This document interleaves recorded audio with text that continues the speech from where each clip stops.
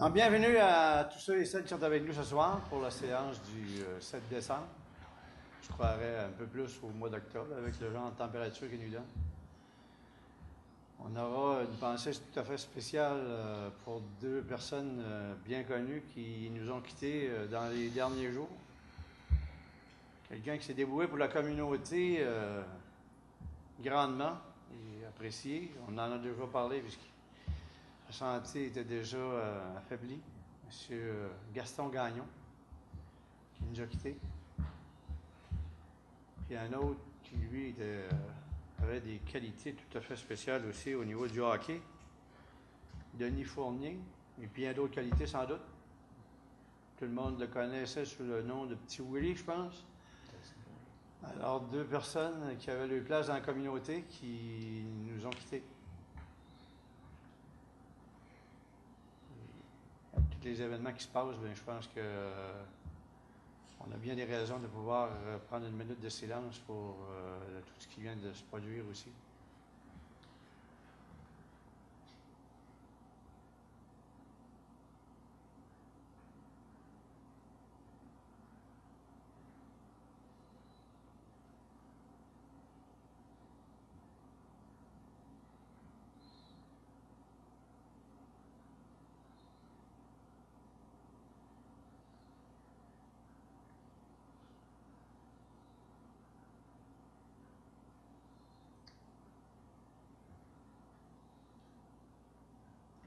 Merci de m'avoir accompagné dans cette minute de silence. Et sans plus, je prendrai quelqu'un pour proposer l'ouverture de la séance.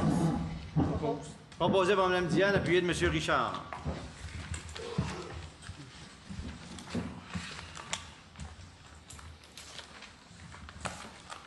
Notre ordre du jour se lit comme suit. Directement au 3, procès verbal de la séance ordinaire du 16 novembre dernier. En 4, une période de questions pour nos citoyens. En 5, correspondance du mois de novembre 2015. En 6, administration générale et la gestion financière. En 6.1, la liste des comptes au 7 décembre dernier. 7 décembre aujourd'hui, vous voyez. 6.2, rapport du trésorier sur les prévisions des revenus et dépenses pour l'année 2015. 6.3, déclaration des intérêts pécuniaires des élus, dépôt. 6.4, le règlement 787-15 relativement à la taxation pour l'exercice financier 2016, avis de motion. 6.5, la réalisation complète de l'objet de règlement d'emprunt 736-13 à un coût moindre et appropriation de cette source de financement versée en diminution de l'emprunt projeté. En 6.6, offre de services professionnels. Étude préliminaire des solutions de traitement des eaux usées du secteur aux 80, mandat au service de génie de la MRC de Matapédia. En 6.7, appel d'offres sur invitation, location de 2 photocopieurs numériques pour les services de la ville, adjudication du contrat. En 6.8, acquisition, installation et programmation d'antennes, octroi d'un contrat de gré à gré à IDS Micronet. 6.9, suivi et opération des étangs aérés des postes de pompage des services de la MRC de la Matapédia pour acceptation. En 6.10, l'annulation de la résolution 2013-065. En 6.11, motion de félicitations à l'endroit de Mme Emmanuelle Leclerc versus le gala URLS 2015. 6.12, une autre motion de félicitations à l'endroit du comité organisateur du gala Arcomédia. En 7, en ressources humaines, 7.1, le remplacement temporaire au poste de préposé de l'aqueduc et d'égout et l'attribution de ce poste à M. Fernando Lapointe. En 8, travaux publics et hygiène du milieu. 8.1, l'acquisition d'une parcelle de terrain de la rue Blais, un mandat à être donné à Maître Cindy Gagnon, notaire, et désignation des signataires. En 8.2, droit de passage du club de motoneige Vallée de la Matapédia. En 9, urbanisme et développement économique. 9.1, dépôt du procès verbal de la rencontre du comité consultatif d'urbanisme du 17 novembre dernier. En 9, le règlement 785-15 qui modifie le plan d'urbanisme versus un avis de motion à être donné. 9.3, règlement 785-15 qui modifie le plan d'urbanisme. Et le règlement 611-05, adoption du projet de règlement. 9.4, règlement 786-15 qui modifie le règlement de zonage 613-05 aux fins de concordance au plan d'urbanisme, le règlement 611-05, un avis de motion. En 9.5, règlement 786-15 qui modifie le règlement de zonage 613-05 aux fins de concordance au plan d'urbanisme, règlement 611-05, adoption du projet de règlement. En 9.6, demande de Daniel Provencher et qui, les compagnies Inc., concernant le lot 3 165 858 du Canada du Québec, un immeuble situé au 20 rue des Biens, projet d'affichage. 9.7, demande de machinerie JNG Thériault Inc., considérant le lot 3 165 011 du cadastre Québec. Immeuble situé au 14 rang Saint-Guillaume, une modification au règlement 721-12 sur les usages conditionnels. En 9.8, demande de modification de l'assiette d'une servitude, projet d'agrandissement de l'usine Agropur Division Natrel. 10. En loisirs et culture, 10.1, le chauffage de la gare d'Amqui, un mandat à Écorad. 10.2, raccordement électrique de la gare. 11. Demande de don et de commandite. Aucun point d'inscrit ce soir. 12. Représentation, congrès et formation. 12.1. Formation, méthode sans trancher. Forage dirigé à l'horizontale et l'éclatement des conduites. Le 26 février 2016 à Rimouski. 12.2. Rencontre régulière de l'AQAIRS, région Est du Québec, le 9 décembre 2015 à Témiscouata-sur-le-Lac. En 12.3. La formation division du territoire municipal en districts électoraux le 14 janvier 2016 à Rimouski. En 13, en affaires nouvelles, 13.1, une motion de félicitations à l'endroit de Mme Chantal Damour, José Sirois et Marie-Christine Charette concernant la parade de Noël du 29 novembre 2015. En 13.2, une demande de modification au schéma d'aménagement pour la zone 305 AF. 14, une dernière période de questions et de commentaires des citoyennes. Et en 15, période de commentaires pour les élus. Et en 16, levée de la séance. Qui propose l'ordre du jour? Monsieur Égide, vous proposez, vous êtes appuyé de M. Normand. Nous avons le procès verbal de la séance du 16 novembre. Vous l'avez reçu par Internet. Vous en avez pris connaissance. Est-ce qu'il est conforme? Et si oui, est-ce que quelqu'un est prêt à en faire la proposition pour son adoption? On fait la proposition. Proposé par Mme Paul. Et qui vous appuie? Monsieur Pierre vous appuie. En 4, en période de questions. Première période. Oui. Monsieur le maire, en suivi à ce procès verbal-là, j'aurais un commentaire à porter. Est-ce que c'est possible de faire? Oui. Donc, il était mentionné à la séance du 16, en regard du projet Sauvé, que les élus auraient l'occasion de préciser leur point de vue sur ce projet-là, tel qu'il était mentionné au procès verbal. Alors, à la séance du 16, on a manqué un petit peu de temps. Alors, je voudrais bien ce soir pouvoir détailler davantage la position que j'ai prise dans ce dossier-là. Alors, le projet Sauvé, qui était pour que la Ville se dote de véhicules électriques en autopartage. J'ai participé à la rencontre en octobre dernier avec Mme Joanne Ouellet de la firme YH Environnement concernant la présentation de ce projet. Suite à cette présentation, j'en suis arrivé à la conclusion que ce projet n'était pas pertinent pour Amqui. Je ne crois pas au principe de l'approche en autopartage. Ce ne l'était pas avant avec les véhicules à essence et ce ne l'est pas non plus avec ce type de véhicule. Dans ce qui nous a été montré, je ne crois pas en l'efficacité du principe clé en main par gestion électronique de la réservation et de l'accès aux véhicules. Cela va nécessairement entraîner une gestion supplémentaire à la Ville. Avec une autonomie anticipée de 80 à 100 km maximum, cela suppose qu'un simple aller-retour à Amqui-Sébec utilise la charge disponible. Je pense que nous devons consacrer nos énergies financières et humaines à d'autres projets plus pertinents pour Amqui. Favoriser le covoiturage, faire nos déplacements à pied ou à vélo. Voilà des exemples qui peuvent réduire l'émission des gaz à effet de serre, et ce, sans aucun impact financier, et, dans les deux derniers cas, améliorer notre condition physique. J'ai personnellement regardé pour ce type de véhicule, donc regardé qu'est-ce que ça pourrait être pour notre famille se doter d'un véhicule électrique, et ce qui est actuellement disponible à un coût raisonnable ne correspond pas aux besoins de notre famille. Enfin, le dernier élément, dans tous les personnes qui se sont montrées intéressées à donner suite à ce projet-là pour la Ville d'Amqui, je voudrais juste savoir combien de ces gens-là possèdent eux-mêmes un véhicule électrique. Alors voilà l'argumentaire que je n'ai pas l'occasion de laisser à la séance du 16 novembre, que je voulais avoir l'occasion d'exprimer publiquement. Merci. Quelqu'un d'autre aimerait ajouter? Moi, M. le maire, je l'ai mentionné dans les journaux, puis je vais réitérer. ma position, qu'on a des projets, on a beaucoup de pain sur le plan ici à la ville d'Amqui. On a beaucoup de projets à réaliser. Donc, je pense qu'il faut d'abord porter vraiment attention à ces projets-là avant de s'embarquer dans d'autres choses. D'autres, vous ajouter? Bien, moi, c'est un peu la même chose. Je pense, on était 4 qui se sont opposés à ça, contre 2 qui étaient pour, dont 3, maintenant, M. le maire. C'est sûr qu'éventuellement, avec les années, je ne sais pas, d'ici 4, 5, 6 ans, on s'en va vers ces choses-là, mais c'est un embryon présentement. Et on a d'autres priorités, beaucoup de priorités. Les énumérer, là, c'est l'hôtel de ville, c'est le camping, c'est le garage municipal, c'est les routes, les chemins, les rues. Alors, moi, c'est pour la raison, c'est pas prioritaire pour moi. Puis, on était 4 à ce moment-là. Alors, c'est la raison pour laquelle on a une priorité numéro 5 à peu près. J'étais contre, moi aussi. Et j'ai pris une émission où, en Europe, il y avait 32 000 voitures en route.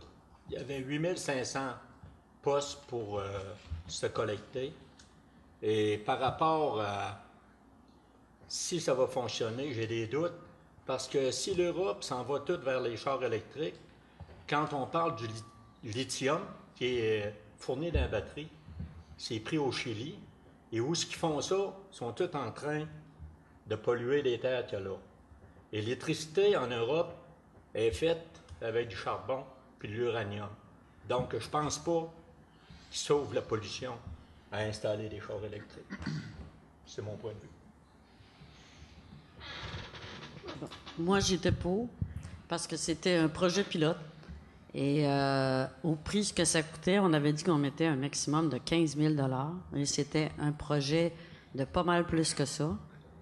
Si jamais ce projet-là revient et que ça devient à la mode et que les municipalités veulent en acquérir, bien, on ne l'aura jamais à ce prix-là. C'est sûr qu'on a d'autres priorités, mais c'était une occasion pour l'avoir.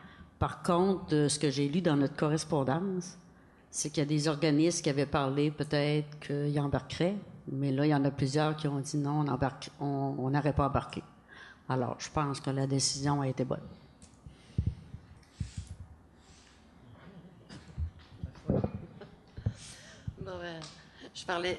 J'étais des deux seuls qui étaient pour le projet, plus M. le maire. Tout. Fait que finalement, c'est ça, je me suis ralliée quand même à la majorité.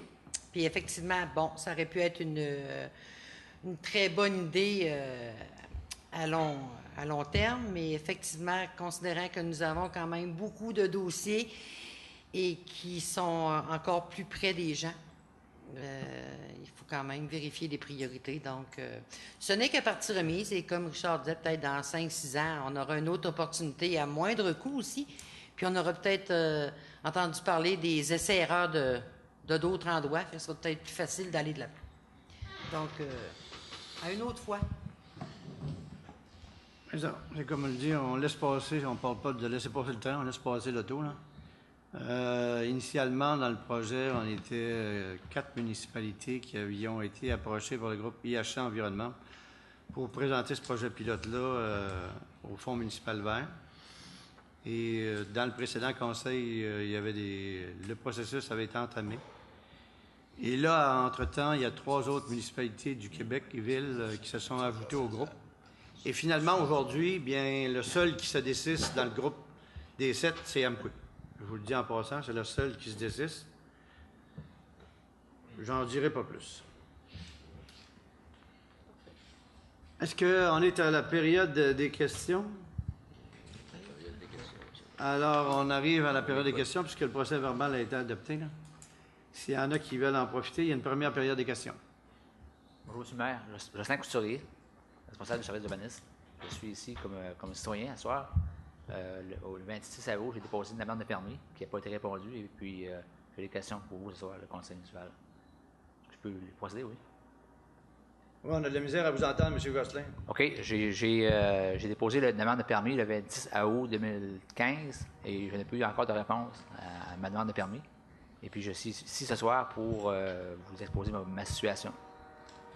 Okay. Le Conseil a été interpellé ce soir avec une contre-proposition de votre part versus une situation qu'il fallait corriger. Et puis là, bien, nous, entre-temps, on avait demandé un avis technique aux experts en la matière à la MRC qui nous ont proposé quelque chose de temporaire. Et vous êtes arrivé, je crois, c'est hier ou avant-hier, avec une contre-proposition à midi, qu'on m'a dit. Vous êtes arrivé avec une proposition à la dernière minute. Vous savez que les conseils, quand ils travaillent, ils reçoivent ces documents d'avance. Mais là, en tout cas, vous nous avez donné ça à midi. On en a traité quand même à l'arrière, en séance de travail.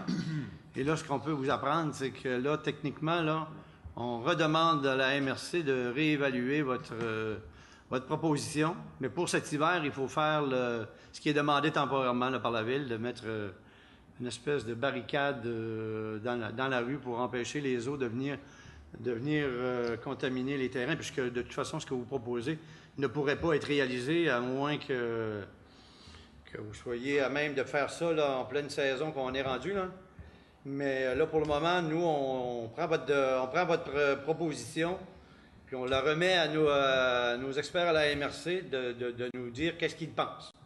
Mais, M. le maire, moi, j'ai déposé le 26 août une demande de permis avec un plan fait par un biologiste, fait par une aménagiste, avec un inventaire de la flore en place.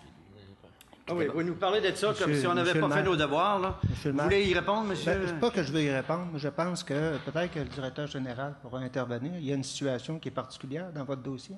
Et à moins que je ne me trompe, ce n'est pas l'objet d'une discussion publique, votre situation.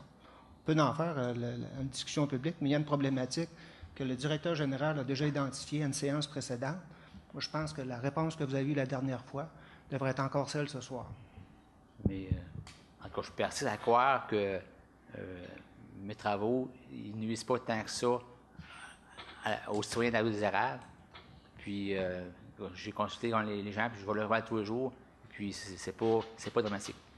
Bon, écoutez, si vous avez un document à déposer, je vous invite à le déposer et le conseil va soumettre, on va soumettre votre demande à la firme d'ingénierie. Puis, encore une fois, ce qui vous a été souligné par M. le maire, c'est de faire la correction pour cet automne, tel qu'il a été demandé par le service de génie de la MRC. Et concernant une solution à plus ou long terme, bien, ça sera expertisé par le service de génie. On ne s'improvise pas. Personne qui s'improvise, là, ingénieur là-dedans. Parce que, en tout cas, ce que je vous dis, c'est que la situation en place, c'est pas moi qui va la changer. C'est comme ça que j'ai fait une demande de permis. Actuellement, vous savez que vous êtes en infraction. Donc, vous n'avez pas répondu aux demandes de la Ville. C'est pas Ville d'un bord. M. Fournier, je vous dirais qu'au mois de mars, j'ai pris un permis pour remettre la nature des eaux, la nature des écoulements des eaux comme il était avant. J'ai fait des apporteurs pour faire relever avant et après les travaux. Donc, c'est pas vrai exact, c'est pas exactement ce que vous dites là.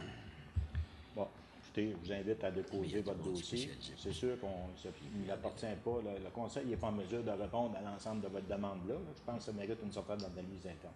La demande a été déposée le 26 août. Bien, ce que vous avez en main, c'est quoi? C'est un résumé. Puis aussi, à ça, je voulais vous dire, c'est que je vais demander au Conseil municipal de rétablir les faits là, concernant le ruisseau Bergeron, qui était détourné, et aussi pour la construction d'un ouvrage de retenue des eaux au lac Assongué, qui inonde mes terrains, qui m'amène beaucoup de dommages et des frais. Et puis, OK, alors vous étiez inspecteur à l'emploi de la Ville quand ces travaux-là sont faits et vous avez pas vu ça se faire et en plus, ça touche votre propriété, ce qui me surprend grandement. Monsieur Couturier, j'apprécierais que vous terminiez là-dessus puis que vous fassiez affaire avec notre directeur général pour la suite des choses. OK, je vais vous parvenir ça par écrit. D'autres personnes aimeraient intervenir? Sinon, je profiterai de cette période-là puisque... Ah, M. Denis Ouillet, allez-y. Bonsoir à tous. Je voulais seulement vous inviter de cette fin de semaine où ce que nous allons partager un banquet de Noël ce 13 décembre à midi pour la cause et le bénéfice des voies de la vallée.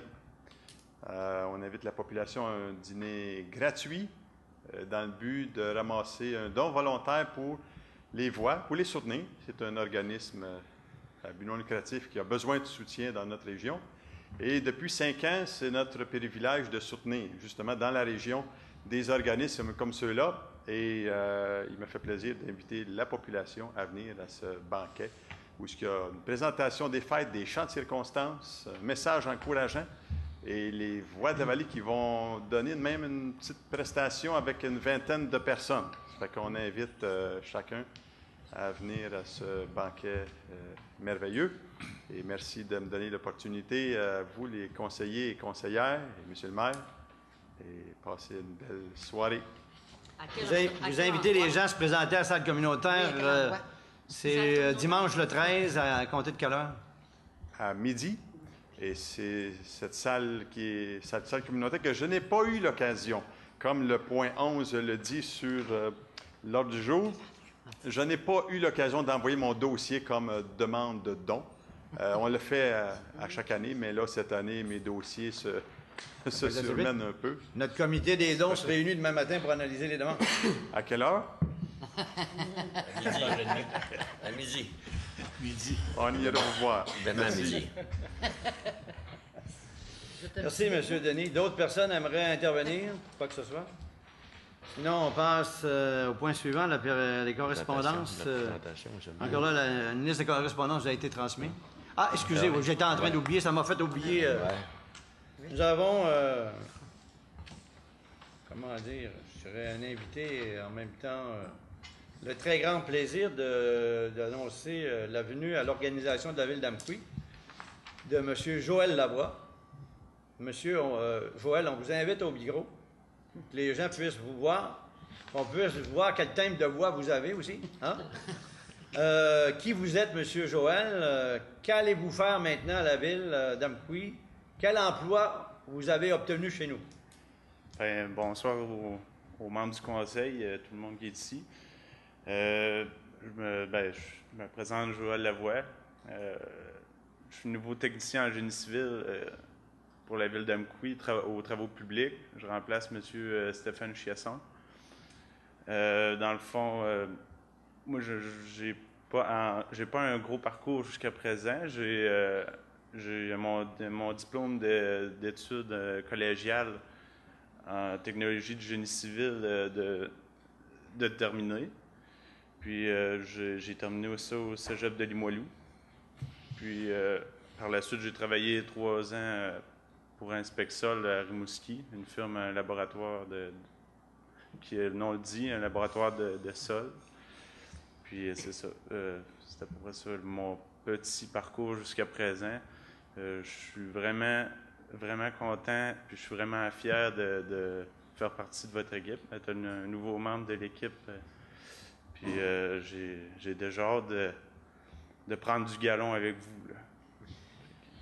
Vous êtes avec l'occasion un peu de côtoyer vos nouveaux collègues de travail. Hein? Oui. J'ai eu l'occasion.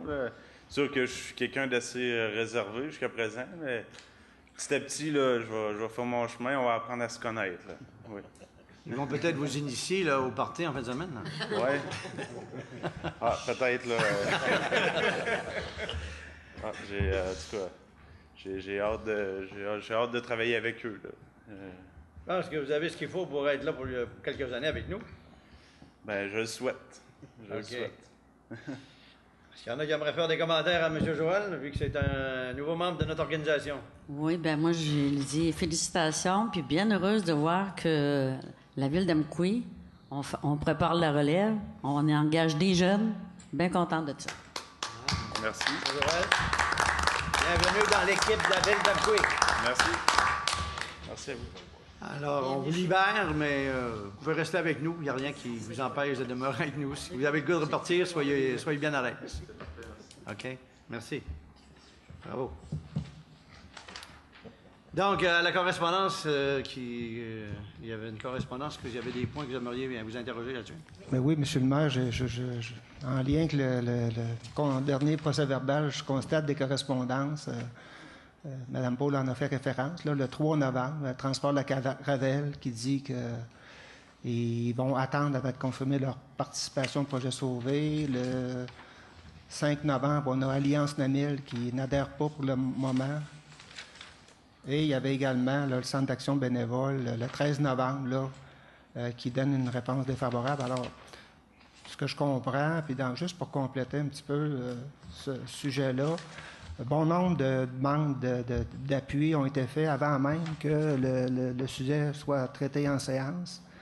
Et quand Mme Paul parlait d'un 15 000 de contribution, peut-être simplement préciser que c'était davantage, ce qui était demandé à la Ville, c'est 30 000, mais avec une tentative de partenariat pour retrouver un autre 15 000, ce qui aurait été l'implication financière de la Ville, mais à la base, c'est 30 quelques mille dollars. Alors, ce que je veux juste mettre en référence, c'est qu'on a des correspondances de réponses d'organismes à ce projet-là, avant même que le Conseil ait eu l'occasion de statuer là-dessus, mais les réponses reçues vont dans le sens de la décision du Conseil. Bon. Ce qui a été fait, c'est sûr, j'ai réuni une dizaine de partenaires potentiels ici dans le bureau de l'Hôtel de Ville pour vérifier leur intérêt à peut-être participer pour un projet comme ça. Ce qui a été fait, puis bon, OK, il y en a qui ont carrément, après échange au sein de leur CA, fait parvenir une correspondance comme quoi ils n'étaient pas intéressés, mais il y avait des organisations comme la Caisse Desjardins avec lesquelles il y avait des échanges qui étaient entrepris, de même qu'au CLD. Alors, il était fort possible que l'objectif de diminuer la participation à 15 000 $ puisse être atteint. OK? Puis il y avait urgence à présenter une réponse de la Ville pour adhérer à la phase 2 du projet, puisque le groupe Hannekens Environnement devait déposer pour le mercredi de la semaine où tout ça a été fait. Là. Mais, M. le maire, autre point qui m'inquiétait aussi, c'est que le 15 000 aurait été cherché dans la population au niveau de nos gens d'affaires qui sont déjà beaucoup sollicités. Fait que je pense que finalement, la décision, là, ça en était une bonne. Quand vous dites les gens d'affaires, là, vous parlez de la Caisse ou vous parlez du CLD? Je parle de la Caisse, je parle du CLD, je parle des autres commerçants qui sont sollicités à tous les jours, qui ont une pile de demandes sur leur bureau. C'est tous ces gens-là à la limite que vous aurez été voir. Il n'y a eu aucune entreprise privée de solliciter là-dedans. C'était des regroupements de communautés, d'organisations communautaires qui ont des employés à leur compte et qui ont des besoins de déplacement. OK? On a fait le tour, fait qu'on... Hein? C'est ça. Alors, est-ce qu'il y a d'autres éléments de la correspondance qui suscitent des commentaires? Parce que je vois, il n'y en a pas d'autres, alors on passe en administration générale. Liste des comptes au 7 décembre. Oui, vous avez une liste de 756 333,60 bon, les dépenses les plus importantes concernent la rémunération du personnel pour les décharges sociales pour 233 953. La résolution 2015-547 concernant le décompte de l'Agora qui a été fait à la dernière réunion au montant de 208 703. Les honoraires professionnels, en fait, il y en a beaucoup là, au niveau de la MRC, au montant de 44 061 et 28. Vous avez à l'endos de la première page tous les mandats. Ben, en fait, il y a eu plusieurs mandats. Là, ça passe de modification de la réglementation d'urbanisme, d'assainissement des eaux concernant le dossier informatique et téléphonie, la réclamation de la subvention dans le cadre de la taxe sur l'essence Canada-Québec, le plan d'intervention de réseau d'aqueduc et d'égouts, un mandat sur la zone industrielle, rue Proulx, pavage en Saint-Jean, infrastructure urbaine Pilot, etc. On a également, au niveau des contrats de conciergerie et de matières résiduelles pour le mois, 38 653 à 36 000 en frais de service d'électricité principalement. L'abrasif pour l'entretien des chemins d'hiver pour 30 000, un autre 30 000 pour des comptes 2 au niveau du pavage. Donc, ce sont les dépenses les plus importantes de cette liste de comptes. Question sur cette liste de comptes? Carrier commercial, service, division UTC, imagerie, tuyauterie, compresseur. Est-ce qu'on peut m'informer c'est quoi exactement? En effet, dans le fond, ce que c'est que nos compresseurs que nous avons à l'Aréna d'Amqui nécessitent de vérifier l'usure des tubes dans, il appelle ça un chiller. Dans le fond, c'est de voir si ces tuyaux-là, ils sont trop usés. S'ils sont trop usés, dans le fond, il faut les canceller. Donc, c'est un entretien préventif qui doit être fait. On a reçu le rapport et, dans le fond, on a passé avec une mention A. Donc, les compresseurs, le Chur est en très bon état. Donc, c'est une dépense qui devrait revenir d'ici 3 à 5 ans, selon les demandes de l'assurance que nous avons. OK, merci. Autre question sur la liste des comptes? Le remboursement que manque à gagner de la paie du Canada, c'était-tu une entente qu'on avait? Je ne me rappelle pas. Oui. Je voudrais, M. le maire, division de Mordicus, remboursement, participation à 50 déficit de fête de Saint-Jean. Est-ce que c'est habituel ou c'est la première? Non, ça fait suite. En fait, c'est une correspondance qu'on a eue. Finalement, ils n'ont pas eu le remboursement, donc ils nous réclament. En tout cas, ils ont une coupure, puis il y avait un manque à gagner de 620,41. Fait que nous autres, dans le fond, on avait enlevé 620,41. C'est venu rétablir notre don, finalement, à 3 000 comme prévu. Autre question sur la liste des comptes? S'il n'y a pas d'autres questions, je prendrai une proposition pour l'accepter. Qui propose? Madame Diane propose. J'appuie. Appuyé de M. Richard. 6.2, le rapport du trésorier sur les prévisions des revenus et dépenses pour l'année 2015. Bon, en fait, c'est un processus qu'on fait dans le cadre du processus budgétaire. La Ville est en train de travailler et de finaliser son processus budgétaire. À date, on a 6 réunions de fait. Il y en a encore une autre demain soir. À l'intérieur de ce processus-là, on dépose un prévisionnel de recettes et déboursées anticipé au 31 décembre 2015, c'est-à-dire la date de notre fin d'année financière. Et essentiellement, de façon très rapide, là, on anticipe des recettes de l'ordre de 9 086 000 et des déboursés de 9 11 000 pour un excédent de 74 000 anticipé au 31 décembre 2015. Bon, ça, évidemment, un prévisionnel, c'est une photo, une période donnée. Le prévisionnel a été fait il y a environ 2 semaines et c'est sûr qu'il y a plusieurs éléments qui jouent lorsqu'on fait un prévisionnel, notamment l'avenue hâtive de l'hiver. On peut dire qu'entre la période où on a déposé le prévisionnel la semaine dernière et aujourd'hui, la température nous cause des écarts favorables. Donc, ce qui est... Bon, l'écart anticipé de 74 000, c'est moins de 1 des dépenses totales. Je pense que c'est ça qu'il faut dire aussi.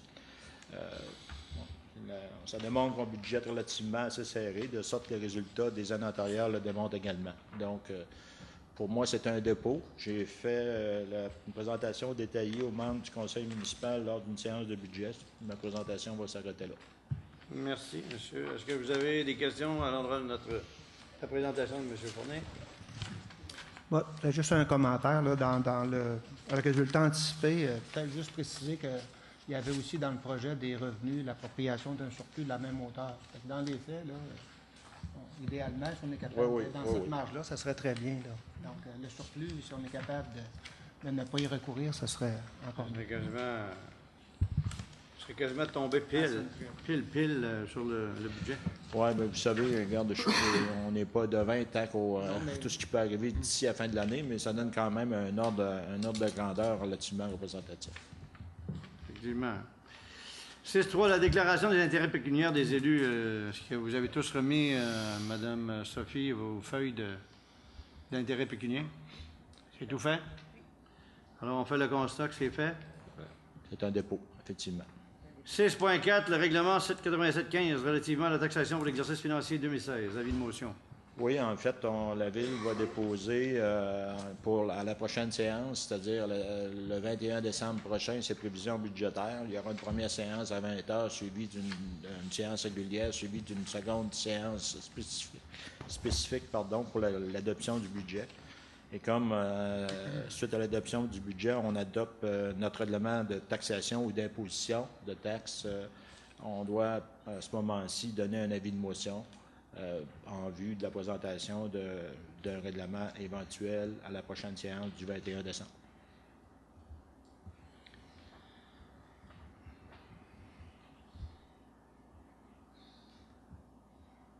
Alors, quelqu'un donne avis de motion? Je donne l'avis de motion. M. Richard donne avis de motion. 6.5, réalisation complète de l'objet de règlement d'emprunt 738-13 à un coût moindre et appropriation de sources de financement versées en diminution de l'emprunt projeté. Bon, lorsque la Ville effectuait en 2013 des travaux relatifs au secteur des rues, dans des segments de rues, au niveau des rues Sainte-Ursule, Larouche, Laval, Maisonneuve, Saint-Charles, Brochu, Dollard et Lambert, au départ, quand on a appliqué sur le programme de subvention PQM volet conduite, on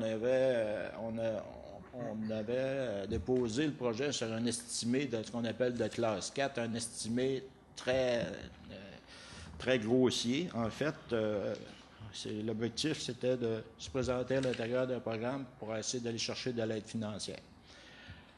À l'époque, l'estimé qui avait été fait par BPR était de 3 302 000, une dépense totale de 3 302 942. Ça, c'était la dépense totale. Et le coût des travaux, le coût réel des travaux, faisant suite à la réception, on avait eu plusieurs soumissions, et le coût final des travaux, c'était d'1 904 000. Donc, à l'intérieur de ce règlement-là, il y avait un emprunt projeté au départ, faisant suite à la subvention qui avait été demandée dans le cadre du programme. On anticipait un emprunt projeté d'1 894 et mais l'emprunt réel a été d'1 027 000. Pourquoi que c'est présenté ici au conseil municipal, c'est que lorsqu'il y a un règlement d'emprunt qui est approuvé au ministère des Affaires municipales et que la Ville n'utilise pas 100 de l'emprunt requis, il faut annuler le solde des emprunts dans notre dossier du ministère des Affaires municipales, parce que quand le ministère sort les profils financiers de chacune des municipalités, il tient compte également des emprunts qui ne sont pas encore financés, qui présument que ces emprunts-là vont être financés. De sorte que quand les règlements d'emprunt sont terminés, il faut s'assurer qu'on va annuler les soldes d'emprunt.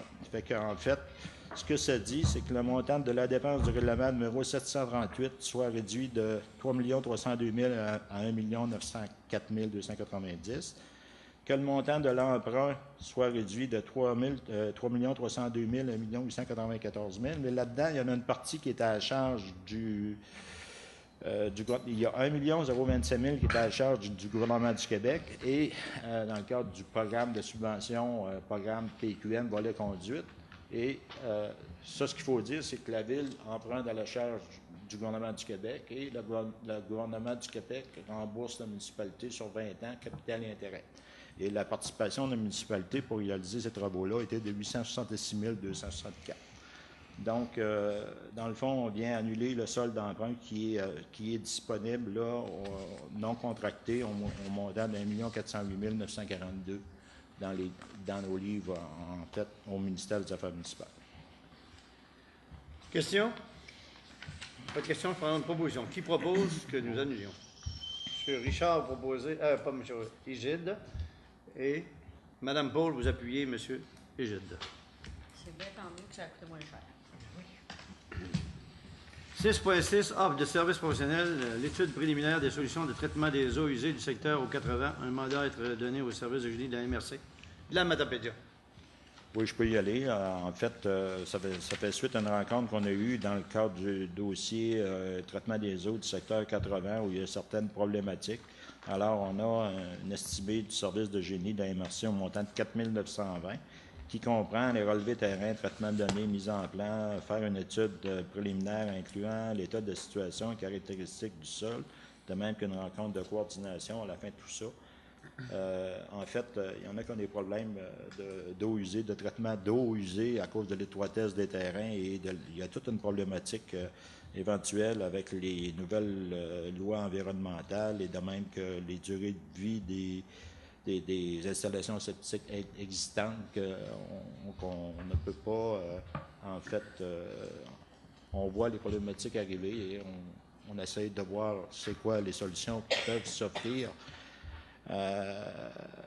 aujourd'hui et éventuellement demain dans le cadre de ces dossiers-là. Quelqu'un est-il prêt à en faire la proposition? M.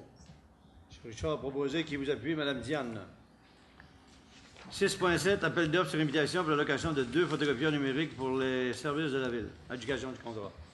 Bon, vous avez un avis d'inscription qui a été préparé par Marie-Pierre Morin dans le cadre de ce dossier-là. Ça concerne l'allocation de 2 photocopieurs numériques pour les services de la Ville. En fait, c'est pour une période de 60 mois débutant le 2 février 2016.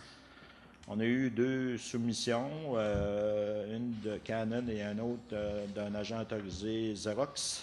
Après analyse des soumissions, il a recommandé d'accepter l'offre de 693 1006 Canada Inc., agent autorisé Xerox, au montant de 54 497 et 23 taxes incluses, ce qui est conforme aux exigences demandées.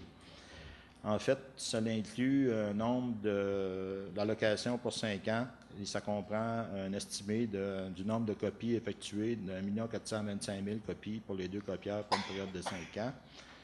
En fait, d'informations complémentaires, le coût de location mensuel par photocopieur de 145 et 41 au lieu de 148 et 56, si on veut, avec le copieur actuel, les copieurs actuels. Le coût du contrat de service par copie demeure le même pour le noir et blanc, soit 3/4 de scène pour le noir et blanc, et la copie couleur 6 cents,5 au lieu de 6 cents,9. Bon. En fait, le deuxième élément, c'est que la location nous évite de capitaliser une somme d'environ 16 000 qui aurait fallu budgéter dans le cadre du budget 2016 si on aurait choisi l'achat. D'autre part, le coût du financement en intérêt par année représente un montant de 450 pour les 2 copieurs. Ça avait été évalué, le montant total des intérêts, s'il y aurait eu, dans le cadre de l'allocation, c'est 1 125 par copieur sur 5 ans, divisé par, pour les 2 copieurs, divisé par 5, ça représente 450 Notre fournisseur actuel, c'est qui? Xerox.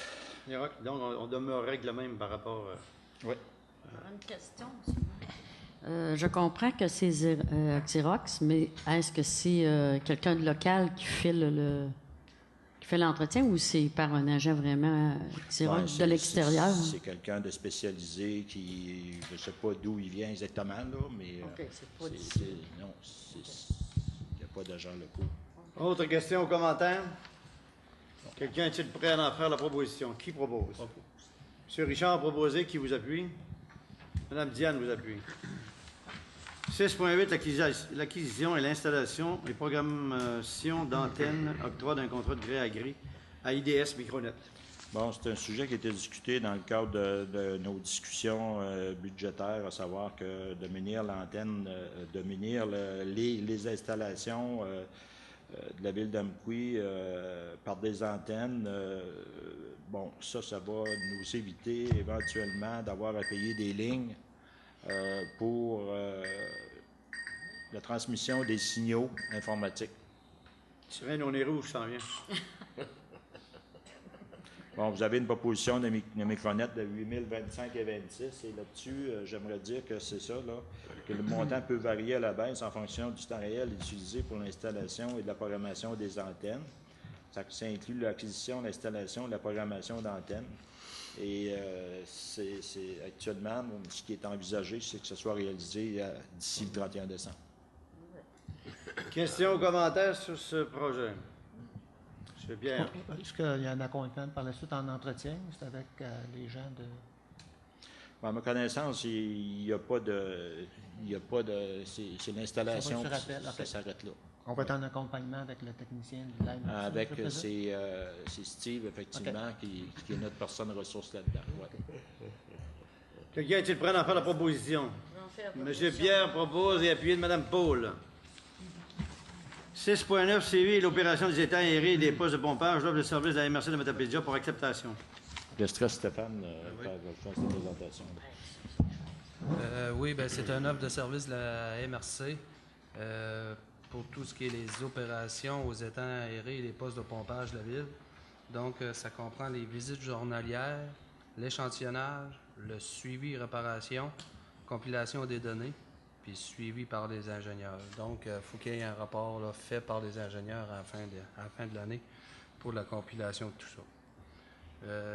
Ce que Mme Leveille nous faisait remarquer, là, ces honoraires sont non taxables et la MRC n'applique pas les frais de déplacement n'aidera pas pour les municipalités. Donc, elle disait que les frais de déplacement, là, c'est considérable. Là, ça pouvait aller jusqu'à 10 000 par an. Pour nous autres? Oui, à l'intérieur de la ville. Oui, ce qu'il faut comprendre, c'est qu'il y a la visite de l'ensemble des postes de pompage. On a un suivi 7 jours sur l'ensemble des postes des stations SP1, SP2, SP3, l'usine d'épuration, surveiller le traitement, autant en été qu'en hiver. Donc, pour nous, c'est un avantage marqué. Là. Ça inclut effectivement l'ensemble de ces visites-là et la fourniture des véhicules. Et surtout, un suivi d'ingénierie, parce qu'on a, dans le cadre de ces opérations-là, en faire des rapports au ministère de l'Environnement. On doit rejeter les eaux qui viennent des étangs lorsqu'ils sont bien traités et on a des rapports à inclure dans le logiciel du ministère des Affaires municipales. Et on a un rapport aussi annuel à produire parce que l'opération des étangs est partagée. Le coût d'opération des étangs est partagé entre la ville et l'usine Natrel également. Donc, on a tous des résultats d'analyse de la charge organique, autant de la ville que celle de Natrel, et le débit également de la ville versus Natrel. C'est eux qui ont les instruments de mesure pour nous produire ces rapports-là. Donc, c'est pas uniquement une visite, là. Il y a également de l'ingénierie, il y a du temps de technicien là-dedans. Par rapport à l'entente de l'an dernier, c'est 4 de plus environ. OK. Questions ou commentaires? Sinon, je prends pas quelqu'un qui peut proposer. Qui propose? Monsieur Égide, vous proposez. Qui vous appuie? Madame Paul vous appuie. 6.10, l'annulation de la résolution 2013-065. Bien, moi, je n'avais pas le détail, Sophie. En fait, c'est qu'une résolution a été passée, un avis de motion a été passé le 4 février 2013 pour changer éventuellement le nom de la rue Pelletier pour qu'elle devienne la rue John Wilfrid Pelletier. Et suite à des vérifications avec la commission de toponymie, il semblerait que le nom était beaucoup trop long, puis il y aurait des vérifications qui auraient été faites aussi auprès des citoyens de ce secteur-là, puis il y aurait eu des recherches qui auraient... Les résultats auraient été erronés, là, donc on est revenu à l'initiale qui est la rue Pelletier. Donc on annule simplement la résolution pour conserver le nom de la rue Pelletier. Alors, qui propose de rescinder cette résolution? Proposé par Mme Diane. Qui appuie? Appuie. M. Richard appuie. 6-11, une motion de félicitations à Mme Emmanuelle Leclerc suite au gala URLS 2015. M. Bouliane. Oui, M. le maire. Emmanuelle Leclerc de Lac-Semont a été consacrée athlète féminine de niveau régional par excellence lors du gala méritoire sportif du Bas-Saint-Laurent présenté samedi à Rimouski. L'athlète âgé de 10 ans s'entraîne depuis 5 ans en patinage de vitesse. Membre du club de patinage de vitesse d'Amqui, Emmanuelle s'entraîne sous les ordres de Jonathan Couturier, 4 heures par semaine, 35 semaines par année. Elle évolue sur le circuit régional dans la catégorie minime Benjamin mixte. La patineuse a terminé au 3e rang lors de la Coupe de l'Est 2 et 4, tenue à Montjoly et Rimouski. À la compétition régionale de Matane, elle monte sur la 2e marche du podium. Emmanuelle a décroché l'or dans sa catégorie en mars à Amqui, où elle s'est imposée devant 10 participants. Lors de la compétition provinciale de Vive-Lame à Longueuil, l'athlète est couronnée championne québécoise dans la catégorie Benjamin féminin première année.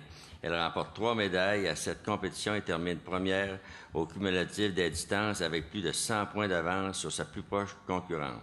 Son objectif pour la prochaine saison est de remporter la compétition de Vive-Lame pour une 3e année consécutive. Oui, bien, bravo à Mme Emmanuelle Leclerc. Mademoiselle, cet âge-là, je crois que c'est plus mademoiselle. Si vous me permettez, M. le maire, j'aimerais quand même souligner la performance aussi de 2 autres athlètes d'Amqui. M. Pierre-Olivier Jean, athlète par excellence des Jeux du Québec, qui était sur le podium. Et aussi Tayo Chalifour, athlète par excellence des Jeux du Québec en ski de fond. Ouais. Monsieur Jean, si je ne l'ai pas dit, c'est en curling. Alors, chapeau et bravo à nos athlètes. Et nous avons une seconde motion de félicitations à l'endroit du comité organisateur du gala Arcomédia. Madame Paul. Oui, c'est moi. Alors, j'ai participé à l'exposition Arcomédia. Je trouve encore que l'année passée, j'ai trouvé que c'était une belle formule, le changement qu'ils ont fait. Et c'était encore une excellente formule d'exposition et un spectacle. Pas de souper, par contre, avec un petit cocktail dînatoire, des bonnes bouchées, un verre de vin, super de belles soirées, beaucoup de nouveaux artistes qu'on ne connaissait pas, qui nous ont fait connaître durant la soirée. Alors, j'invite tous les gens l'année prochaine, même si c'est encore loin, de se présenter à Arcomédia. Ça nous fait connaître des nouveaux artistes dans notre région. Et bravo à tout le comité organisateur. C'était bien. Et aux artistes. Bravo.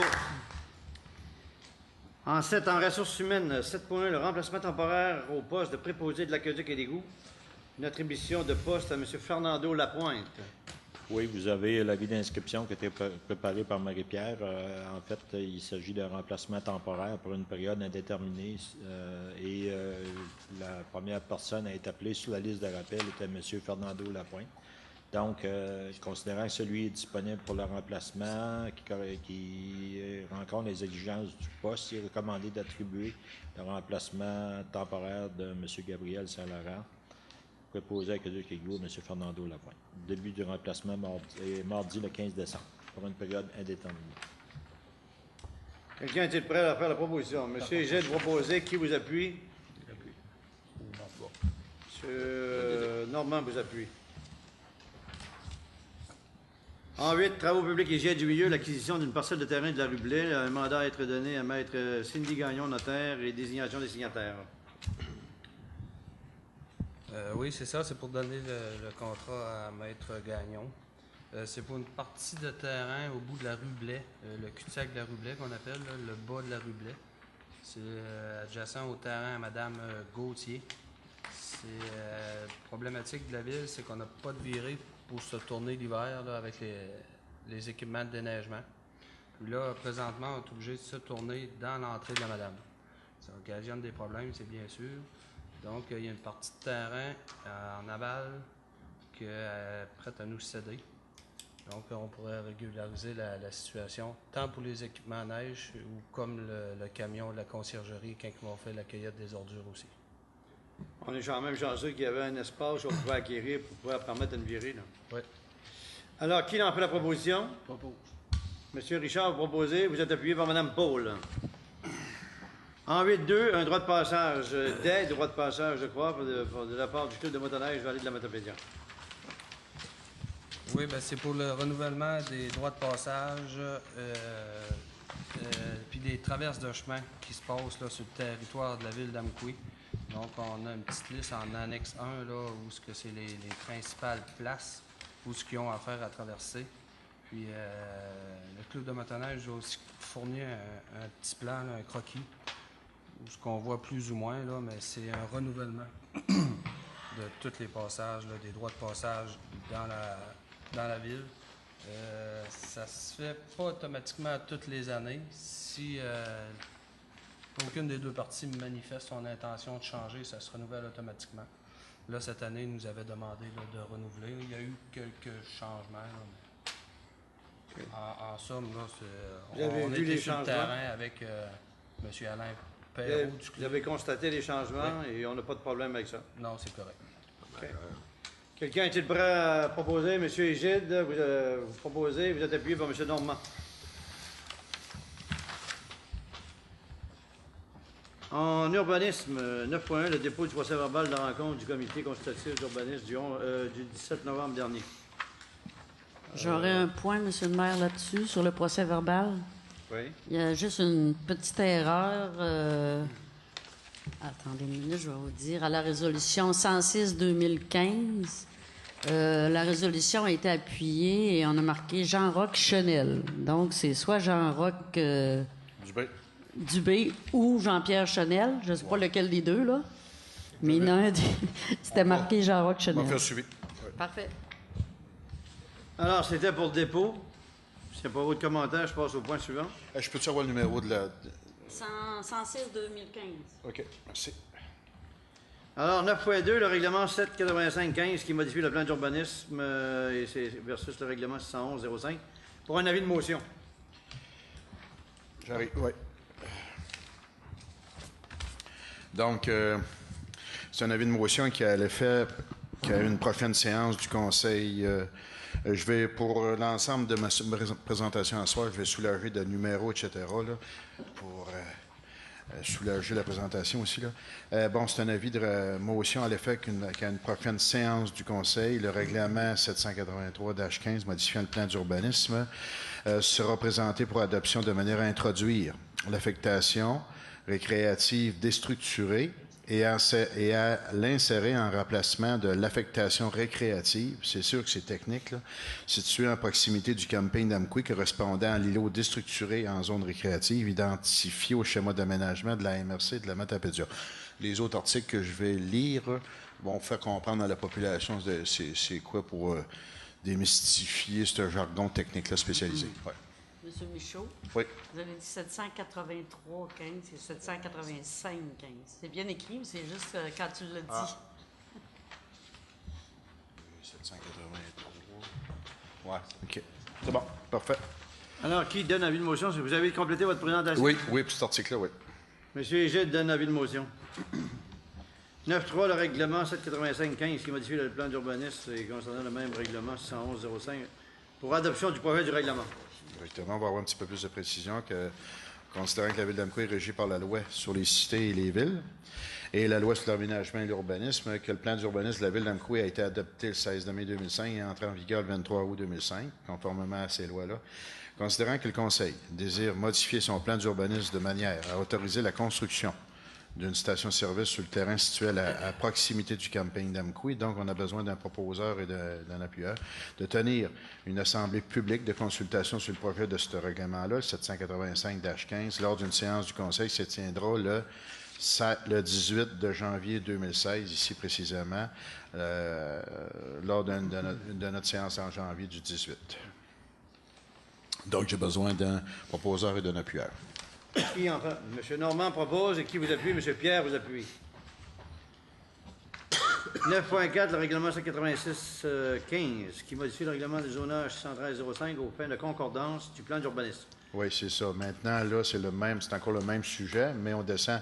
Cette fois-ci, tantôt, je modifiais le plan d'urbanisme. Là, cette fois-ci, on modifie le règlement de zonage numéro 613-05 aux fins de concordance au plan d'urbanisme.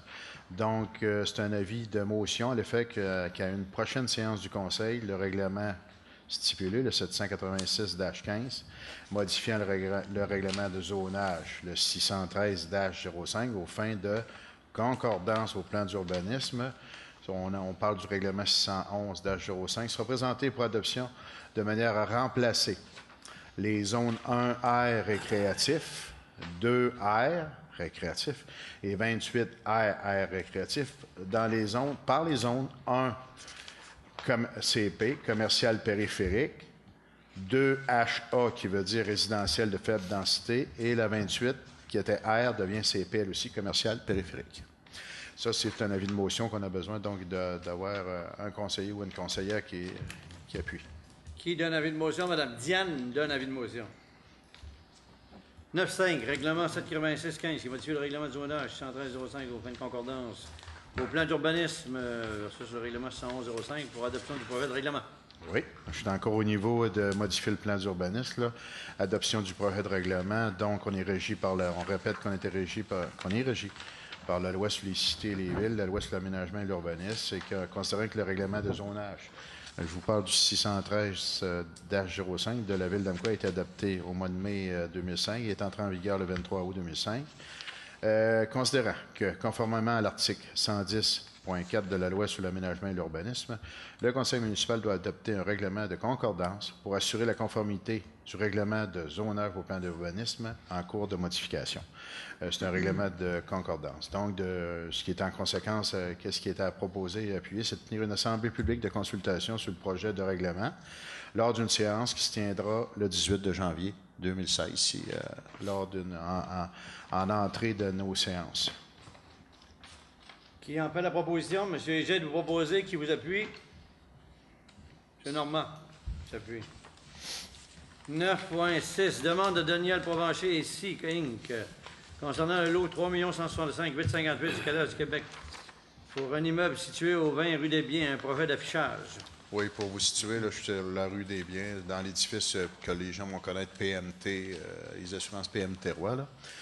Donc, je vais essayer de soulager le texte parce qu'il y a beaucoup de considérants. Là. On est dans un projet d'affichage. C'est qu'on a reçu, on nous a soumis un projet de remplacement d'une enseigne qui est située sur ce bâtiment-là. Ce projet est assujetti au règlement sur les PIA, secteur d'intérêt commercial, auquel la zone du 20 des biens est soumise. La demande vise à remplacer une enseigne du commerce Intac Assurance et PMT Roy que je vous parlais. Considérant que les plans ont été soumis sont conformes au règlement de zonage, respectent les points 3.381 des PIA dans le secteur d'intérêt commerciaux. Que selon la grille d'analyse des critères imposés au projet, certains éléments de la nouvelle enseigne n'étaient pas respectés, que la superficie actuelle qui comprend l'ensemble des enseignes, soit environ 25 mètres carrés, ne respecte pas la superficie des enseignes apposées au bâtiment, qui est de 15 mètres, dans le cas d'un centre d'affaires comme ça. Là. Et puis considérant qu'afin d'avoir un meilleur contrôle lors des prochaines demandes, un relevé des dimensions des enseignes actuelles devra être fait. Ça, c'est des améliorations qu'on va apporter. Considérant que selon les critères imposables de la grille d'analyse du projet d'affichage, la dimension apportée par le remplacement de l'enseigne ne vient pas créer une surcharge supplémentaire quant à l'espace raisonnablement accordé à cette fin. Considérant que selon les critères imposables de la grille d'analyse du projet d'affichage, les couleurs de la nouvelle enseigne ne sont pas en accord avec l'environnement des lieux. Considérant que selon les critères imposables de la grille d'analyse du projet d'affichage, le style de la nouvelle enseigne ne s'harmonise pas avec le style des enseignes voisines. Là. Considérant que les membres du comité consultatif ont pris connaissance du rapport d'analyse, considérant que les membres du comité consultatif d'urbanisme, notre CCU, considèrent que le projet respecte d'une façon satisfaisante les objectifs et les critères imposables aux dispositions du règlement sur les PIA. En conséquence, le CCU recommande d'autoriser le remplacement de l'enseigne appliquée annonçant le commerce Intac Assurance et PMT Roy situé et en exigeant que l'éclairage qui consiste actuellement à luminaire en col de cygne soit conservé afin de garder une uniformité avec les autres enseignes présentes en façade du bâtiment. Question, commandant? Sinon, je prends une proposition. Qui propose? Proposé, M. Richard. Qui vous appuie? Mme Paul. Vous appuie. 9.7, une autre demande qui nous vient de Machinerie JNG Thériault Inc. Je reprends mon souffle parce qu'il y a encore plus de considérants dans ce dossier-là, mais je vais faire lecture des points importants. C'est que Machinerie JN Thériault nous a soumis un projet d'ajout d'usage aux zones 202HA et 207HA, commerce 13, 5182, vente en gros de machinerie d'instruments agricoles. Que ce commerce souhaite procéder à un agrandissement du bâtiment actuel abritant ses activités, que la compagnie a pris de l'expansion dans les 2 dernières années, ce qui occasionne un manque d'espace au sein des emplois, au sein des locaux actuels et qu'elle génère un nombre important d'emplois, que la construction actuelle est en usage déjà dérogatoire, faisant en sorte que lors d'une extension, la superficie de plancher occupée par l'ensemble des usages dérogatoires à l'intérieur d'une construction, à la date d'entrée en vigueur des dispositions qui ont rendu les dits usages dérogatoires, peut être accru de 10 que le bâtiment actuel, accru de 10 si cette superficie est supérieure à 750 mètres carrés, c'est important de le dire dans le moment, que le bâtiment actuel possède une superficie de 755,3 mètres carrés, que dans le cas d'un agrandissement de 10 ce qui serait autorisé, ce serait 75,53 mètres carrés, que selon les plans fournis, ça équivaut presque à la dimension du bâtiment déjà existant, ça équivaut à 743 mètres carrés, soit un agrandissement de 98 que ce commerce-là a pris possession en juillet 2015, cet été, des lots voisins, là, dans le but d'exercer la même activité, des lots qui sont en arrière de cours du commerce. Considérant que Machinerie JN Thériault qu'une utilisation du sol dérogatoire peut être augmentée jusqu'à 20 je résume, que cette possibilité d'extension ne peut être exercée qu'une seule fois relativement à la même construction.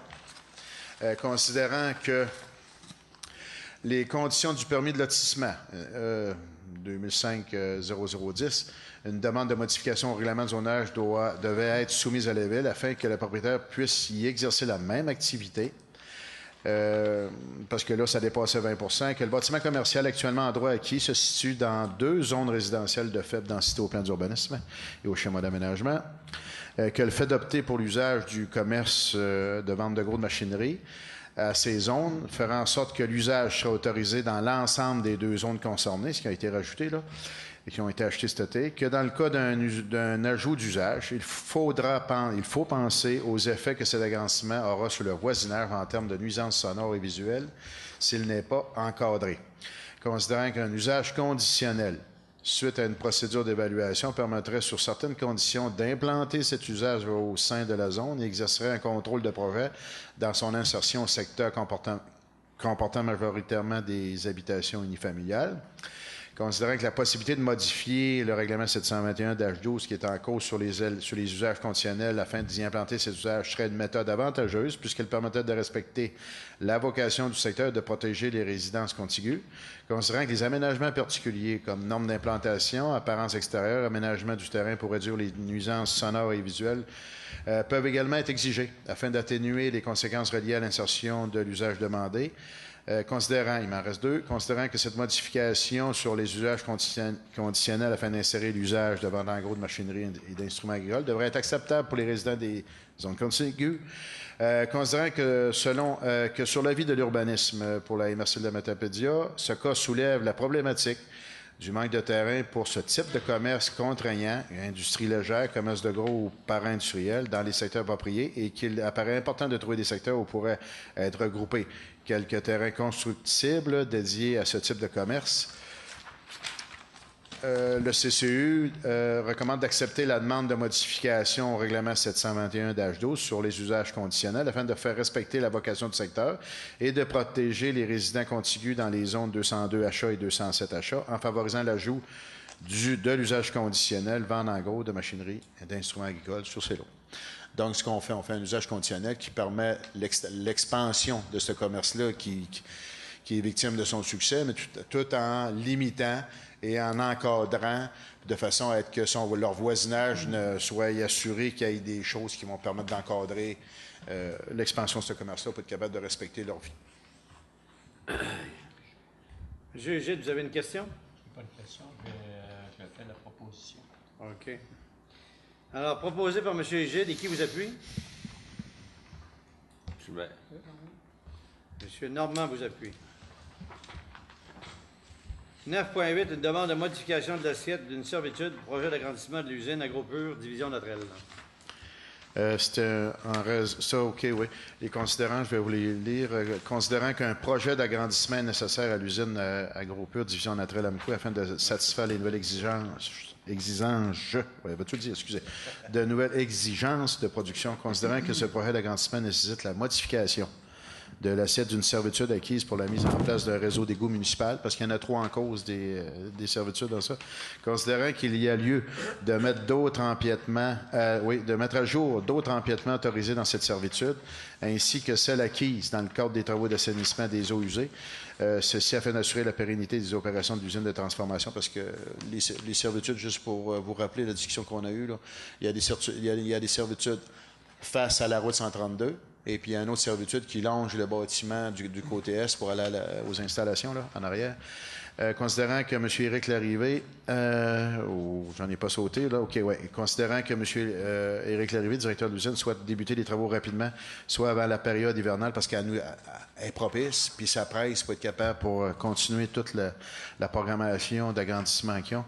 Considérant que le délai de préparation des actes légaux par un arpenteur géomètre et un notaire ne peut être respecté, considérant qu'un plan projet déposé montre que l'empiètement supplémentaire n'aggrave pas la situation et que la pérennité de la conduite d'égout est maintenue, Donc, en conséquence, là, que la Ville d'Amqui confirme son accord au projet d'agrandissement de l'usine AgroPure division naturelle, impliquant une modification de l'assiette de la servitude par acte notarié. Que la Ville d'Amqui autorise l'émission d'un permis d'agrandissement de l'usine AgroPure en référence au plan déposé, parce qu'on a eu les plans, là, autorise une firme d'arpentage pour préparer une nouvelle description de l'assiette des servitudes 134 329, 19 657 396, qui est, si je me rappelle bien, c'est elle qui est en façade de la route 132, et 127 799, suite aux travaux d'agrandissement prévus par le présent projet, ainsi que ceux déjà réalisés. Parce qu'il y a une mise à jour dans tout ça qu'on fait. Mandaté Maître Cindy Gagnon, notaire pour la préparation des actes notariés, le tout aux frais des propriétaires de l'usine. Les francs courus sont à la charge complète de la traite. Quelqu'un est-il prêt à faire la proposition? M. Pierre, vous proposez qui vous appuie? Mme Paul vous appuie. C'est tout pour ma part. Pardon? Vous avez un commentaire? Oui, monsieur. Je vais prendre mon souffle un petit peu. Monsieur Antonin, oui. Vous avez effectivement terminé, mais peut-être oui. vous aviez le goût de nous parler un petit peu des 2 projets de démolition qui ont eu lieu au cours des dernières semaines. Ça ferait peut-être l'intérêt du domaine public. Il me semble que c'est des bonnes nouvelles. Oui, bien c'est ça. Là, il y a eu la démolition dans la rue des Biens. Ce qui était prévu, donc, mais pourquoi que les gens... Là, c'est fait. Ça a été fait dans une journée, une en arrière de l'autre, mais cette première démolition-là a été faite un peu en retard, mais il faut bien que la population comprenne que le propriétaire, dans ce travail-là, avait à démanteler progressivement, et c'était de son plein droit, tout le temps de sortir ça, puis d'abaisser les coûts de démolition. Il faut savoir que c'est onéreux, là. Donc, la programmation a été faite on souhaitait du juillet, mais on l'a eu au mois de décembre, puis on l'a eu, puis je pense que ça a été bien fait, ça a été poli, le travail, la pente a été travaillée à l'arrière. Ça a respecté les normes de sécurité. Et puis l'autre démolition qui a eu lieu aussi, ça faisait peut-être 1 an ou 2 qu'on travaillait, mais là, bref, le promoteur, cette année, l'année passée, il y avait eu un problème de dernière minute, mais cette année, il a livré la marchandise en fin de saison de son entreprise de démolir les milieux une fête sur la rue des Forges. Ça a été fait encore cette fois-ci en respectant toutes les normes de la CSST, toutes ces choses qui sont associables à la démolition. Oui. Malgré les délais, je pense qu'on peut peut-être les nommer et les remercier d'avoir donné suite. Hein? Ah, effectivement. Non, les 2 propriétaires là, qui sont... d'une part, il y a M. Mario Jenkins. Il faut voir que ça leur entraîne des coups, puis il faut le faire. Là. Il y a une très bonne collaboration. Ça ne s'est pas fait. C'est sûr que c'est pas facile de se faire dire on démolit, mais là, quand même, on peut dire bravo, M. Jenkins. Là, vous avez fait un bon coup de ménage pour la municipalité. Et puis, c'est la même chose pour M. Justin Charest, qui était propriétaire de la maison Millionfeuille. Excusez. Millionfeuille. C'est la même chose. On ne s'est pas battu. C'est rien que les gens, nos citoyens souhaitent tout le temps ça pour le lendemain, mais c'est pas comme ça que ça procède. Il faut donner le temps à les gens de trouver les budgets, de mettre ça en place, d'avoir les soumissionnaires, etc. Donc, mais là, on a vu que nos gens sont quand même collaboratifs à mettre la ville d'Amqui à la retaper sur le plan de ces vieux bâtiments. Ces vieux bâtiments qui nous rattrapent des fois, on souhaite bien, c'est donc l'importance aussi, ce que je veux dire par rapport à ça, là. On taponne bien souvent avec les gens pour leur donner toute l'importance du patrimoine bâti. C'est important de parler de patrimoine parce que des maisons, on en défait, mais si le patrimoine est de plus en plus entretenu, on va moins en défaire. C'est des maisons qui, avec le temps, auraient peut-être... Mais il y a des choses qui se conservent, il y en a d'autres qui ne se conservent pas, là. Mais quand même, c'est important de voir que dans une municipalité, c'est important de faire le ménage des bâtiments qui sont désuets, qui peuvent être non sécuritaires pour notre population. C'est ça qui nous touche au départ dans ces actes-là avec nos citoyens. Ça a amélioré le paysage d'Amqui, ça l'a assaini et amélioré la sécurité. Et ça, les archéologues qui font de la recherche dans des sites anciens, ils trouvent des étages de villes, une par-dessus l'autre. C'est pas fou. Hein? Ils creusent, là, puis là, ils arrivent à un niveau qui n'était pas celui d'en haut, puis ils découvrent. Puis là, s'ils creusent plus bas, ils découvrent qu'à une époque, il y avait un autre niveau de ville qui était en dessous de ça, qui ont jeté à terre. Fait que, de tout temps, en tout lieu, le phénomène de démolition fait partie de la revitalisation, mais on ne le démolit pas pour démolir. Il faut savoir c'est quoi qu'on démolit. Fait que l'ancienne écurie de M. Charles Mévien, moi, j'ai pas de peine à ce qu'elle soit partie. Et j'espère qu'il y a-t-il trouvé un fer à cheval là-dedans, lui? Je ne sais pas ce qu'il a trouvé. Mais ça va faire de la place pour des nouvelles bâtisses. Exactement. C'est ce que ça amène, c'est que ça crée des opportunités. Et des fois, les opportunités, c'est sûr, ne sont pas pour le lendemain, mais là, entre-temps, là, il y a plusieurs citoyens que, ils ont pu à nous interpeller là-dessus. C'est disparu. Donc, bravo, effectivement, aux deux propriétaires qui ont fait ce qu'ils se devaient de faire et on les félicite. Je me joins à l'ensemble du conseil là-dessus. Loisirs et culture. Est-ce qu'il faut faire une position si c'était passé, là? Oui, c'était passé. Alors, nous sommes à Loisirs et culture, 10.1, chauffage de la gare d'Amqui, mandat à Ecorad.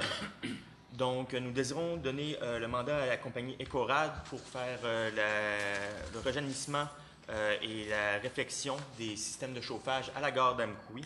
Ce que ça comprend le décapage de la vieille peinture au niveau du jet de sable pour les 10 chauffages qui sont présentement à la gare, le nettoyage interne, un test de fuite, la finition de la qualité sur le système de chauffage, procéder à des tests pour les certifiés CSA. Ça vient aussi avec une garantie de 10 ans sur les éléments qui sont installés à l'intérieur de ces unités de chauffage-là qui étaient précédemment des chauffages à l'eau avec une bouilloire située au sous-sol de la gare. Et par la suite, d'où est venue un petit peu la problématique du chauffage à la gare, c'est que nous avons eu, lors de la remise en fonction du chauffage à l'eau à la gare d'Amqui, la bouilloire n'était plus possible en opération, dans le fond. Donc, on a découvert qu'elle fuyait. Donc, nous avons demandé à une expertise au niveau d'experts au niveau du, de plombier, experts en chauffage, pour permettre d'aller avec cette solution-là, qui serait des chauffages à l'huile électrique. Donc, nous avons eu la soumission d'Ecorad au montant de 8 715,11 $ pour la réflexion, selon ce que je vous ai mentionné, de nos 10 chauffages. Est-ce qu'il y avait de ces éléments chauffants-là à l'étage? Non, au niveau de l'étage, nous n'avons pas touché, donc parce que nous n'avions pas de locataires présentement. OK, là, c'est... Il n'y a pas de ce type de radiateur-là en haut, là? Non. En haut, c'est chauffé avec des plaintes électriques, c'est ça? En effet. OK. Ce qui est au sous-sol puis qui est fini, ça ne nous dérange pas que ça demeure là, c'est ça? Ou... Non, c'est pas grave à ce niveau-là que l'infrastructure reste là. Puis c'est aussi à mentionner que ce type de chauffage-là respecte le patrimoine de la gare, donc on ne peut pas juste arriver et mettre des nouveaux chauffages électriques au niveau du rez-de-chaussée. OK. Pour les gens qui pensent que la gare appartient à la ville d'Amqui, la gare appartient à Via Rail. Nous avons une entente avec Via Rail. La gare appartient à Via Rail et elle est déclarée patrimoine canadien par Patrimoine Canada. Alors, qui propose... Une question pour M. Allez-y, M. Gilles. Bon, j'ai posé la question même à Jonathan. C'est que l'étage supérieur, si on l'aurait installé de la même manière qu'on va installer avec des calorifères chauffants, c'est que notre bâtisse aurait été plus à l'abri de toutes sortes de choses. Et si on aurait pu la louer, on aurait pu la louer. Et je pense qu'à 8 000, si on met 16 000, c'est que notre bâtisse serait fonctionnelle, elle serait chauffée, puis si on aurait des moves à faire, on pourrait le faire. Tandis que là, on fait juste un étage, fini, c'est assez.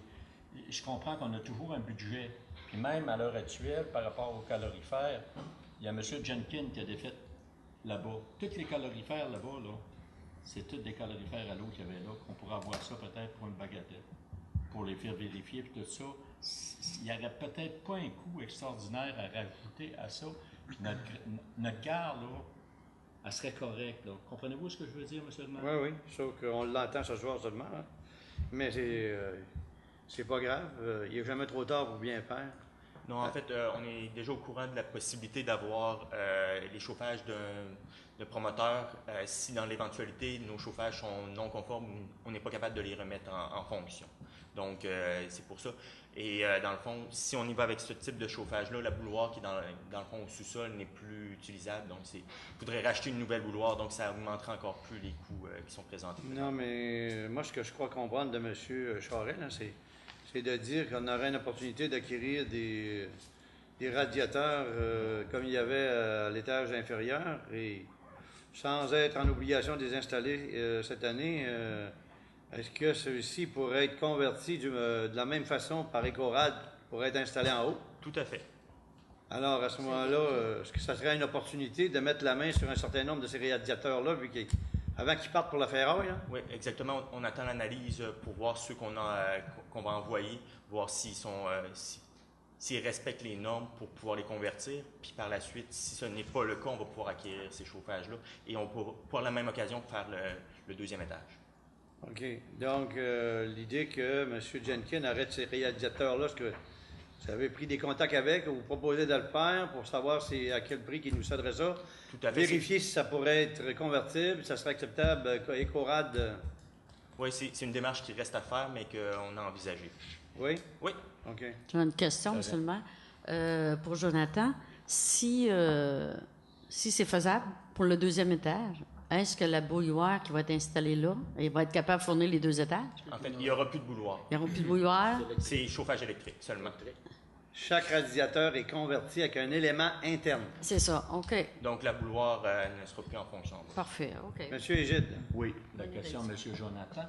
Quand tu es converti électrique, à l'intérieur du calorifère, il n'y a plus d'eau. Non. Mais est-ce que c'est de l'huile? Oui, c'est de l'huile qui est à l'intérieur. C'est ça que je veux savoir. Donc, à partir de là, tous les calorifères peuvent être transformés.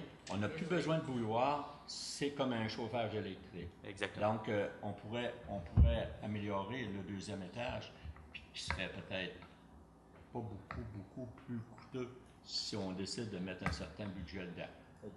On pourrait le faire évaluer éventuellement. Ouais, moi, en tout cas, j'aimerais ça parce qu'on a une bâtisse qu'il faut s'en occuper, un patrimoine, puis il faut investir. Quand je vois la peinture dehors, là, on pense que pour une trentaine de mille, on serait capable peut-être de faire ça. On a tendance à se promener avec des sous ailleurs un peu. Là, l'extérieur de la gare, là, je vais essayer de négocier avec Via Rail pour qu'il s'occupe de payer cette facture-là. Est-ce que vous avez répondu à mon courriel, M. Jonathan? Je vous demandais d'avoir les documents sur... Oui, en fait, dans le fond, c'est qu'on attend pour revérifier au niveau... Il faut aller directement au niveau de la gare pour aller voir l'état de la peinture. On a déjà fait une prévision de ce qui est nécessaire, mais on n'a pas le coût, on n'a pas les photos, donc il faut aller prendre des photos directement sur le site. Quand vous aurez tout ça, là, je pourrais être en mode de pouvoir travailler politiquement là-dedans. Tout à fait. Merci pour les informations, M. Jonathan. On a passé, là, la résolution est passée. Je pense pas. Non, pas proposé. Proposé par M. Pierre, qui vous appuie? M. Richard appuie. 10.2, raccordement électrique de la gare. Donc, pour faire suite à la remise en fonction des Ecorad, nous avons fait faire 2 soumissions par des électriciens locaux, pour faire le raccordement électrique de ces chauffages-là. Nous avons la plus basse soumission que nous recommandons avec Électricité Garon au montant de 2 767,30 $, et c'est les taxes non incluses. J'aurais une question, M. Maire. Allez-y pour la question.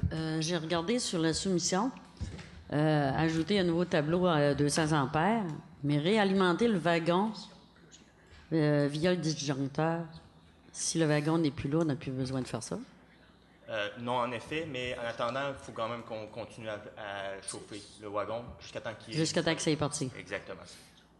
Mais après ça, le coût, y a-t-il une grosse différence de coût?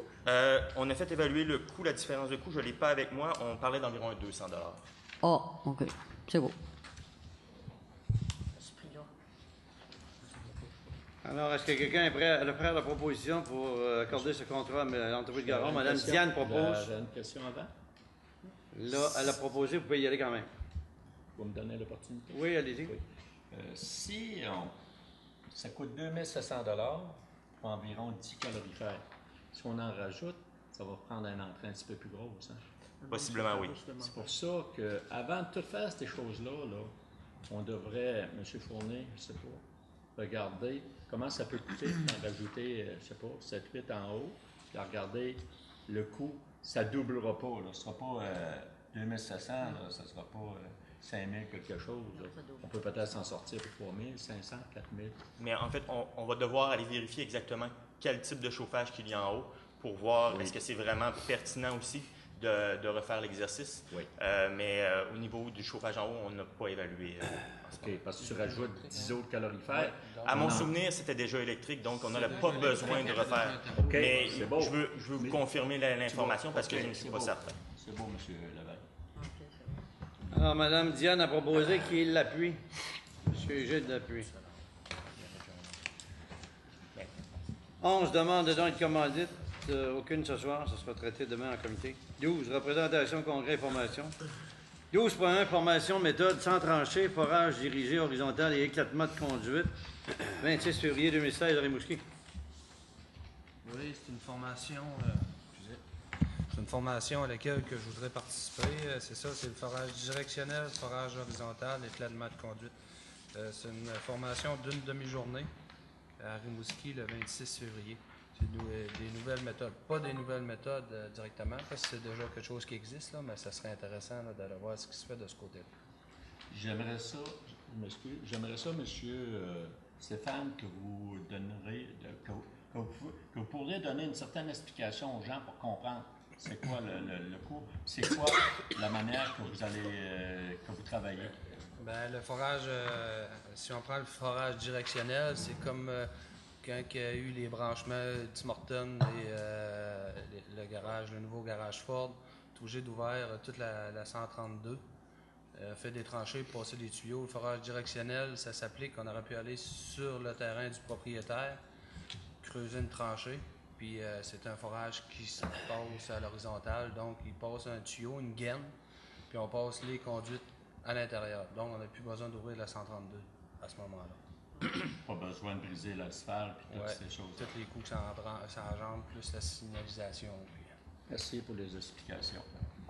Ils ont utilisé cette technique-là quand ils ont fait la rénovation de 132 dans le secteur du boulevard du Saint-Benoît, dans le secteur de la micro-brasserie La Captive, pour passer sous la voie ferrée.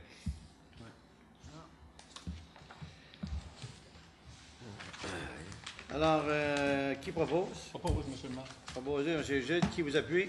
Appuie. M. Richard appuie. 12.2, rencontre régulière de la QAIRS, Région Est du Québec, ce 9 décembre prochain à Témiscouata-sur-le-Lac. Oui, dans le fond, c'est pour m'autoriser à aller faire le déplacement au niveau du quartier Notre-Dame à Témiscouata-sur-le-Lac pour au niveau de l'ACAR, qui est l'Association québécoise des installations récréatives et sportives, dont nous sommes membres à la ville d'Amqui.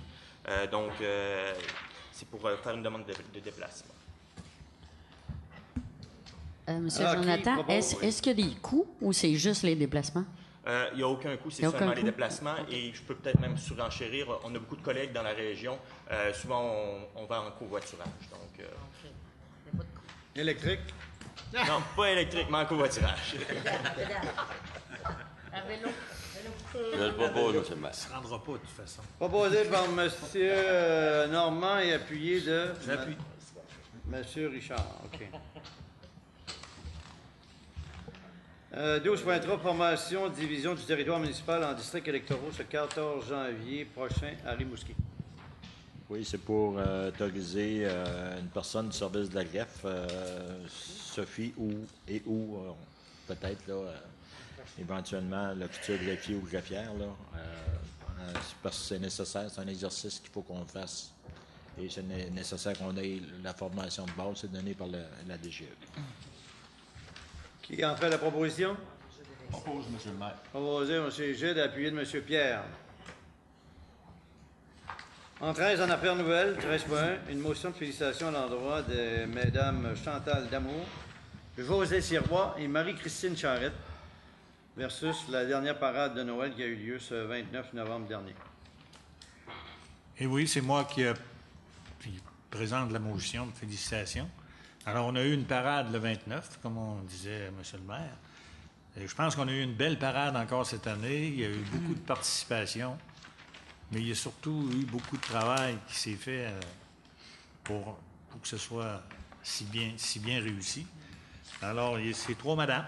Hein, dames sont à l'honneur là-dessus. Là. Il y a Mme Chantal Damour, José Sirois, Marie-Christine Charret. C'est sûr qu'il n'était pas tout seul, il n'était pas juste 3. C'était une grosse organisation. Il y a beaucoup de gens qui ont collaboré, la Ville a collaboré. On avait un char allégorique cette année, M. le maire. Si vous l'avez-vous vu? Oui, je l'ai visité à quelques reprises au garage. Oui. Alors, c'est ça. On avait une très belle parade. Alors, ça mérite une motion de félicitations parce qu'il y a du gros travail de fait. Ouais.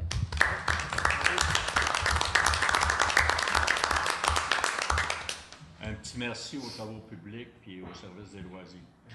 Ouais. L'honneur de la Ville est sauf. Bambi était à bord. Le Bambi de M. Saint-Onge.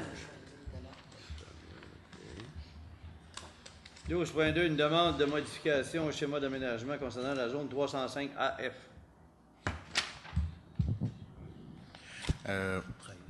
OK. C'est que concernant ce dossier-là qu'on travaille depuis plusieurs mois maintenant, c'est qu'on arrive d'un cul-de-sac sur plusieurs problématiques. Donc, c'est que les caractéristiques du site actuellement sont assez uniques. Et puis, dans un esprit d'occupation dynamique de notre territoire, bien, on recherche évidemment à ce que ce site-là soit occupé de façon dynamique. Tiens, on va le ramasser de même.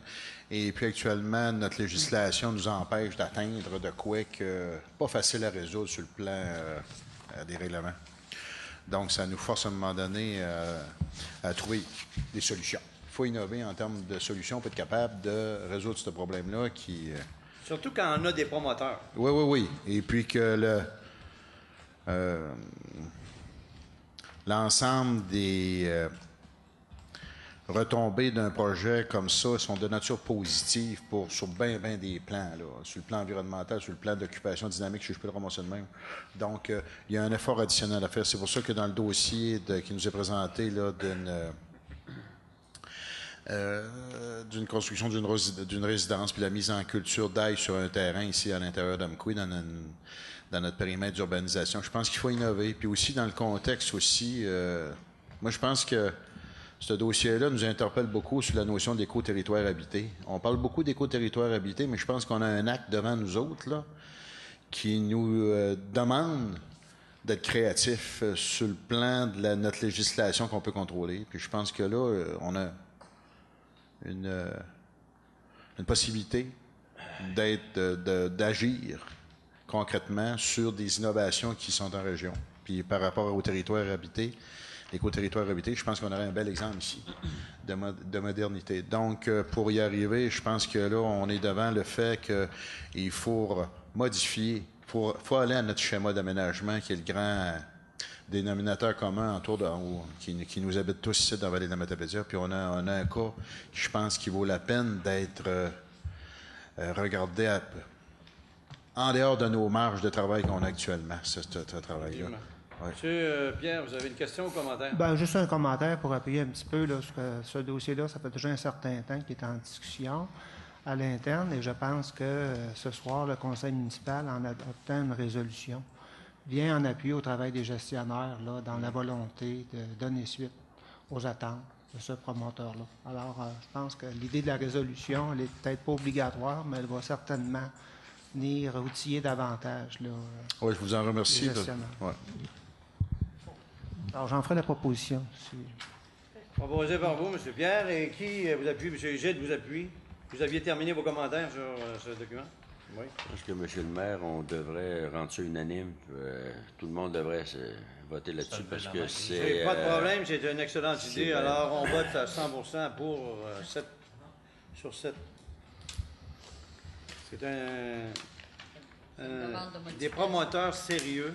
C'est effectivement dans le créneau de l'éco-territoire habité. C'est du développement durable. C'est de la production d'aliments santé de proximité. Quand on va à l'épicerie, les rayons sont joliment garnis de produits qui nous arrivent de tout partout. Bien entendu du Québec, mais beaucoup des régions éloignées. Ça contribue au fameux gaz à effet de serre. Hein? Fait que donc, on pourrait en ajouter comme on voudrait, mais certainement que c'est une belle initiative. Et si on donne exemple qu'on appuie ce type de projet-là, ben, ça pourra en encourager d'autres dans l'environnement de la ville, là, à peut-être aller dans d'autres secteurs avec d'autres productions d'aliments naturels et de santé à la proximité du marché de consommation des Amkouyens et des Matapédiens.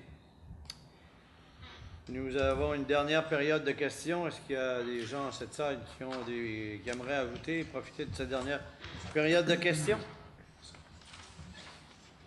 Ça me semble aller. Monsieur Denis, vous avez une autre chose à nous allouer? Oui, je suis tellement honoré d'être avec vous ce soir et d'écouter tout ce qu'il y a sur l'ordre du jour. Je veux vous féliciter pour le travail que vous faites si bien et en même temps pour l'embellissement de cette ville merveilleuse qui est Amkoui. Puis, ça fait déjà 14 ans que je vis dans cette région et je suis très fier de ce que vous faites. En particulier, les derniers travaux de l'Agora, qui me semble un amphithéâtre tellement d'appoint pour des activités publiques, pour rassembler familles, publics. Et je crois que en particulier, c'est là que je voulais souligner. Et encore on va comprendre que vous voulez vous en servir avec votre groupe? Ah oui, certainement que ça sera des occasions de pouvoir faire la fête, puis de pouvoir avoir du plaisir à être en plein air, en famille comme en public aussi, là, dans certaines activités. Ça fait 14 ans que vous êtes avec nous, mais vous aviez un nom prédestiné pour venir ici. Oui, possible, oui. Et je l'apprécie, ce nom. Et j'apprécie cette vallée si grande et si merveilleuse. Oui. Pour préciser encore, vous êtes M. Lavallée. Denis Lavallée. Dans la vallée de la Matapédia. Et j'y vis sur le bord du lac Matapédia. Et c'est un endroit des plus merveilleux au Québec. Vos activités se tiennent non loin du garage municipal Durand-Saint-Paul. L'ancien édifice d'hôtel de ville de la paroisse. Mais oui, c'est ça. C'est une acquisition qu'on a faite en 1996. Et depuis ce temps qu'on est là, et on est dû pour avancer et agrandir pour bientôt. Bravo, M. Denis. Merci à vous. Merci. Merci pour vos bons commentaires. Alors, nous sommes à 15 périodes de commentaires pour les élus. Est-ce qu'il y en a qui aimeraient intervenir? M. Pierre? Oui, M. le maire. Donc, en suivi à la résolution qu'on avait adoptée le 16 novembre dernier, qui était en lien avec le maintien de la quote-part pour le service de développement économique autour de 2014, ce sujet-là, évidemment, a fait l'objet, je suppose, à la séance du Conseil des maires du 25 novembre, le budget a été adopté. Alors, ce que je voudrais savoir, M. le maire, c'est si vous avez eu l'occasion de vous exprimer au regard de cette résolution-là, en faisant valoir, entre autres, que, selon les documents reçus, parce qu'il faut savoir que le document a été regardé par le conseil municipal à une séance du budget le 23 et il avait été reçu par les maires le 18. Donc, en moins d'une semaine, il fallait avoir une compréhension globale là, de ce qu'était le budget de la MRC. Bref. Donc, je veux savoir, vous avez eu l'occasion de faire valoir que selon les prévisions au 31 décembre 2015, le CLD n'aurait pas à utiliser une somme de 170 000 qu'il devait approprier à même son surplus accumulé. Donc, ce que ça veut dire, c'est qu'en 2015, nous, on nous a demandé de contribuer pour un effort supplémentaire de 64 000 et que dans son projet de budget 2015, le CLT devait s'approprier un 170 000 qu'il n'aura pas à le faire. Je veux savoir également, vous avez eu l'occasion de faire valoir que selon les prévisions au 31 décembre 2015, la MRC devrait terminer son exercice avec un surplus de 300 000. Et ça ne tient pas compte de la situation du CLD. J'aimerais savoir si vous avez eu l'occasion d'exprimer le fait que le surplus accumulé à la MRC, qui était de 290 000 en 2010, va passer à 1 275 000 en 2015. J'aimerais savoir si vous avez eu l'occasion d'exprimer une préoccupation. qu'en excluant la gestion des matières résiduelles, la quote-part de la ville d'Amqui pour 2016 subit une augmentation d'environ 6,5 qui s'ajoute à une augmentation du même ordre en 2015. Enfin, j'aimerais savoir, Monsieur le maire, vous avez eu l'occasion d'appuyer fermement la résolution que nous avions adoptée à l'unanimité le 16 novembre dernier. Pour ma part, je n'attendrai certainement pas l'automne 2016 pour questionner le prochain processus budgétaire à la MRC. Soyez assurés qu'il fera partie de mes préoccupations dès le début de l'année 2016. Alors, vous me réserviez une belle petite brochette de questions, monsieur le conseiller, hein? Ça ne doit pas être une surprise, monsieur le maire. Vous l'avez déjà exprimé en privé. Effectivement.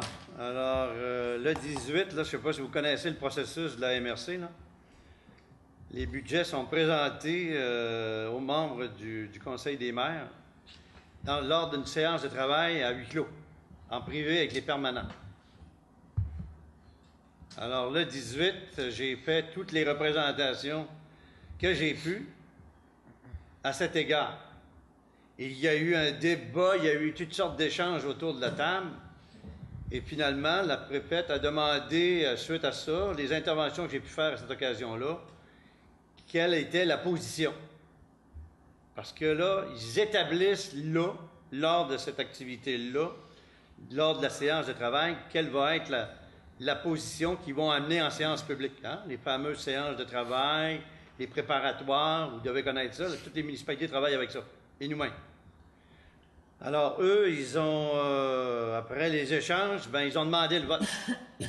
Demandé le vote, non pas un vote qui pouvait être effectif, puisque les votes sont pris et sont effectifs que lors de séances publiques.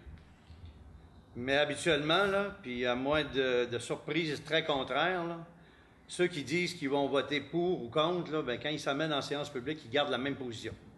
Monsieur le maire, la situation du 18 octobre, ça s'est passé dans un exercice privé. Nous, on a eu l'occasion de faire le point. Je veux juste dire qu'on a eu l'occasion de faire le point, nous aussi, ici, comme conseil. Pardon, vous avez raison, 18 novembre. Nous, dans le cadre de notre processus budgétaire, on a eu l'occasion de faire le point le 23 novembre. Je sais qu'il y a une autre communauté également là, qui s'est positionnée contre l'adoption du budget. Mon intervention ce soir est de savoir publiquement, à la séance du 25 novembre, comment s'est passée cette démarche-là. Parce qu'il faut savoir que quand vous faites référence au 18 novembre, bien peu de municipalités avaient reçu copie de la résolution qu'on avait adressée. Oui, j'en sais davantage au 25 novembre en termes de préoccupation. Ils avaient reçu, il y en avait qui en avaient pris connaissance, c'est pas, là. La préfète devait la formuler, elle n'en a pas nécessairement fait lecture, mais le soir du 18 novembre, là, ça a été assez clair, la position que je défendais, que je m'étais engagé de défendre au nom du conseil de ville, je l'ai exprimé assez vigoureusement, je crois, là. Malheureusement, il y en a qui prétendent que je fais ça timidement, là. Mais j'avais juste à appeler quelques-uns de ces membres des autres municipalités pour voir quelle position j'ai défendue. Et malgré tout ça, là, ils ont convenu que lorsqu'il sera en séance publique, ils voteraient dans le sens d'être en faveur du budget. La seule maire ce soir-là qui a exprimé qu'elle allait voter contre, qui a été conséquent avec ce qu'il avait dit à ce moment-là, ça a été moi. Mais le 25, surprise, Sébec, après réflexion, en ont déduit qu'ils pourraient être contre et ils ont effectivement voté contre. Mais il n'y a personne d'autre qui a changé d'idée. On sait que Sébec ont une situation qui déjà les gruge, qui était l'histoire de la réévaluation de l'usine Panval. Et ça, la MRC n'a pas, selon eux, fait le travail comme ils auraient souhaité. Et ça les indispose grandement. Est-ce que ça a contribué à ce qu'ils votent négativement contre le budget? Je ne saurais dire, mais ils ont été les seuls à se ranger derrière la position. Entre-temps, oui, on a eu des séances de travail de budget entre le 18 novembre et l'arrivée du 25 ce qui a donné lieu à une rencontre en privé, OK? En privé avec Madame la préfète, le vice-préfet, M. Martin Landry, de même que M. Mario Lavoie, et qui d'autre, là? Il y avait aussi M. Alain Gauthier de Saint-Irène, qui fait partie de l'exécutif.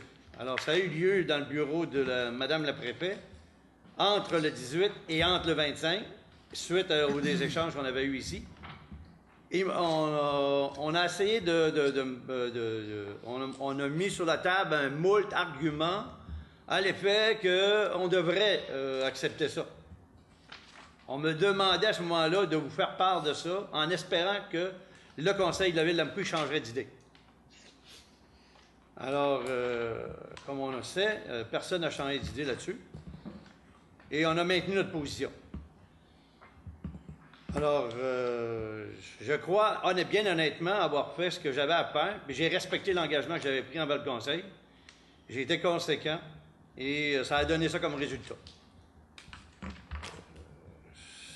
Qu'est-ce que vous voulez que je vous dise de plus? Vous aviez plusieurs questions. Je ne sais pas là, combien que j'ai répondu de questions. Qu'en 5 ans, le budget accumulé passe de 300 000 à 1,3 million. Ça veut dire qu'il y a quelques réflexions. OK. Mais, là, la conclusion, M. le maire, c'est que je pense que suivi à cette séance-là, il y a eu un communiqué de presse qui a été émis qui avait des défis à la MRC pour 2016. Je pense qu'il y en aura également au conseil municipal de la ville d'Amqui en termes de contribution financière à près de 1,5 million d'euros. Nos positions, là, on fait l'enjeu de reportage dans les médias, tout au moins locaux. Et je crois que, puis même la position qui a été prise de la Ville à la MRC a amené la MRC à introduire dans leur budget des éléments qui n'étaient pas là à l'origine. À savoir qu'ils vont accroître ils vont faire 2 séances de travail sur le budget l'année prochaine, au lieu d'en avoir une seule. Puis il va y avoir des exercices d'information qui vont se faire. Alors, qu'est-ce que ça va être dans les faits exacts, je ne sais pas. En ce qui concerne le surplus budgétaire, oui, qui apparaît comme une croissance, bien, ce qui est expliqué, c'est qu'il y a beaucoup de sommes là-dedans qui étaient dans des projets qui n'ont pas été dépensés. C'est des argents qui sont là en attente. Il y a même du travail qui va être fait par la MRC au niveau de, je crois, c'est de l'évaluation foncière ou qui est de l'argent qui est là, qui a été obtenu par de la Ville d'Amqui pour faire des travaux. Alors, ils n'ont pas fait le travail sur différents projets et dossiers, et ça, ces argents-là sont retenus pour pouvoir être dépensés pour faire le travail. Ce n'est pas un surplus réel additionnel. Est-ce que je réponds à toutes les questions? Bon, moi, c'était une occasion de revenir là-dessus parce que ça m'apparaissait une résolution qui avait été mûrie du côté des élus à la Ville d'Amqui. Alors, je voulais m'assurer qu'elle avait été transmise correctement à la MRC. Je vous remercie. Je l'ai fait et s'il y en a qui en doutent, qui ont juste à communiquer avec les gens à l'interne, que ce soit le DG ou la préfète, vous allez vous faire dire exactement ce que je viens de dire à tout le monde. C'est bon commentaire. D'autres commentaires ou j'aimerais... Ah, vous allons... Non? Oui? Moi, je vais peut-être revenir, oui, sur le projet que j'avais apporté au niveau de la patinoire à air ouverte, qui finalement ne se concrétisera pas pour des raisons de coût, parce qu'éventuellement, ce qui était important pour ce projet-là, c'est que ça coûte très peu de sous à la Ville d'Amqui et éventuellement, c'est un projet qui aurait été extrêmement onéreux.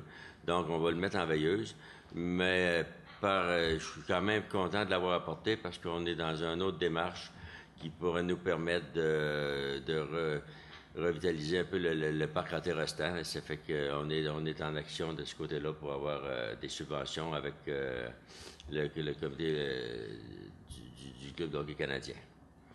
On continue, on ne lâche pas le morceau, on va travailler dans une échelle un peu moins élevée, mais on continue à travailler pareil pour amener des sous ici. Qui risque rien à rien. Alors, évidemment que les projets, il faut d'abord les imaginer, trouver des porteurs de ballons, trouver des partenaires. Et on n'est pas les seuls à se mettre sur les rangs pour essayer d'obtenir un morceau du fromage. D'autres interventions? Alors, il reste combien de temps, monsieur? 16 minutes? 10? On a fait mention des décès de M. Gagnon et M. Denis Pelletier. Je tiendrais à féliciter les gens de l'organisation de Sébec qui ont organisé avec la collaboration des Voix de la Vallée et du camp musical et d'autres partenaires, pour ceux qui ont eu la chance d'y aller au concert de Noël, au spectacle de Noël qui était tenu samedi dernier à l'église de Sébec. Magnifique événement. L'église était bondée. Alors, on me demande de lever l'Assemblée. Qui propose de lever l'Assemblée? Monsieur Pierre propose, appuyé de Mme Diane. Alors, je souhaite le bonsoir à tout le monde. Si on lève l'Assemblée, c'est parce qu'on veut s'en aller. Alors, 3, la Journée internationale du bénévolat, ça avait lieu samedi, n'est-ce pas? Samedi qui vient de passer, le 5. Donc, c'est un coup de chapeau à l'endroit de tous nos bénévoles, puisque on rappellera que c'est en 1985 l'Assemblée générale de l'Organisation des Nations unies qui avait institué la Journée internationale des bénévoles et qui a lieu à chaque année le 5 décembre, afin de souligner toute l'importance de la contribution des bénévoles au développement économique et social des communautés. Cette résolution adoptée à cet effet par l'ONU prie les gouvernements et les organisations de prendre les mesures nécessaires pour mieux faire connaître l'importante contribution qu'apporte le bénévolat et inciter les individus de tout métier ou profession à devenir bénévoles et promouvoir des activités qui feront mieux connaître la contribution que les bénévoles apportent par leurs actions. Alors, un grand merci à tous ceux et celles qui s'impliquent dans la communauté en diverses manières pour le bénévolat. Je tiens à remercier aussi M. Daniel Bélanger, citoyen d'Amqui, producteur de sapins de Noël, qui a fait don à la ville, comme il l'a fait l'année dernière, d'un magnifique sapin qui est ici à l'entrée de l'hôtel de ville. Mais j'inviterai ma collègue, Mme Paul, à voir si on ne pourrait pas y ajouter un point de rouge ou quelque chose, parce qu'il m'a l'air assez terne, juste en bleu pâle comme ça. Juste en bleu, oui. Ben, je suis allée voir pour avoir une soumission pour une étoile. J'ai regardé dans les catalogues des compagnies. J'ai trouvé que c'était beaucoup trop cher. Par contre, je suis allée voir un marchand ici à Amqui. Je n'ai pas eu la réponse à quel prix qui pourrait nous faire une belle étoile pour mettre au-dessus. Je ne sais pas s'il y aurait peut-être lieu, peut-être pas de mettre du rouge, mais il y aurait peut-être lieu de mettre des lumières blanches avec les bleus. Ça ressort plus. Ouais. Je peux vérifier ça. Parce qu'il n'y a pas de neige. Oui, c'est sûr que la neige n'aide pas, mais je trouve que le ton est un peu fade. Oui, le bleu. Si vous mais pouvez y ajouter quelque chose. à ma connaissance, l'année passée, c'était pas des lumières bleues. On avait acheté des lumières blanches. Ah oui? Oui, je vais lui faire vérifier. À vérifier avec les gens des travaux publics. Oui, c'est les blancs. M. Denis Lavallée, tantôt, nous parlait de l'Agora, entre autres. Et comme on sait, cette nouvelle infrastructure-là, elle appartient à l'ensemble des citoyens et de la communauté d'Amqui. Donc, c'est un équipement, une nouvelle infrastructure qui pourra permettre l'arrivée, la tenue de nombreux événements sociaux, communautaires, culturels. Alors, les gens qui auraient déjà des idées de faire des activités à l'Agora, bien, vous devrez prendre contact avec le service des loisirs pour convenir de vos intérêts et faire part de vos intérêts et vous assurer que si vous avez une date à réserver, bien, que ça soit fait puis que vous n'arriviez pas à la dernière minute parce que on peut nous demander des choses à la dernière minute, mais c'est pas facile de gérer quand on arrive avec des demandes de dernière minute alors qu'il y en a d'autres qui, eux, ont fait le devoir correctement. Fait que, message est passé, tous ceux et celles, s'il y en a qui veulent aller faire un mariage de l'Agora en plein air, bien, prévoyez que le service de loisirs, avec le service de loisirs, que l'Agora est disponible cette journée-là. Il y a un citoyen d'Amqui du nom de M. François Bélanger qui demeure sur la rue Laurent-Saint-Jean-Baptiste, qui est un ancien de l'armée canadienne, qui fait partie de la Légion canadienne de Matane et qui m'a interpellé en me disant est-ce qu'il y aurait d'autres ex-soldats ou anciens combattants d'Amqui ou de la région qui souhaiteraient avoir une constituante de la Légion canadienne ici à Amqui. Alors, s'il y en a qui sont d'anciens soldats ou d'anciens combattants, ben, je les invite à rejoindre M. François Bélanger au numéro de téléphone 418-629-2477. 418-629-2477. Appelez M. François Bélanger et dites-lui que vous seriez intéressé à se joindre à lui pour organiser ou mettre en place, donner naissance à une constituante de la Légion canadienne à Amqui. Dernièrement, à Val-d'Irène, se tenait une très belle activité, un déjeuner-conférence avec Mme Hélène Raymond. Pour ceux qui écoutent l'émission, bien dans son assiette à Radio-Canada le matin ou le soir, celle-ci avait été invitée et ça a été une belle activité, très intéressant. Excellente suggestion de Mme Raymond qui, en plus de voyager à travers le Québec pour voir ce qui se fait de bien, dans les différents domaines de l'agroalimentaire, entre autres les marchés publics. Elle a parlé de ce qui se faisait de bien ailleurs et qui pourrait peut-être être pris pour constituer des éléments de réanimation du marché public ici, le marché public matapédien.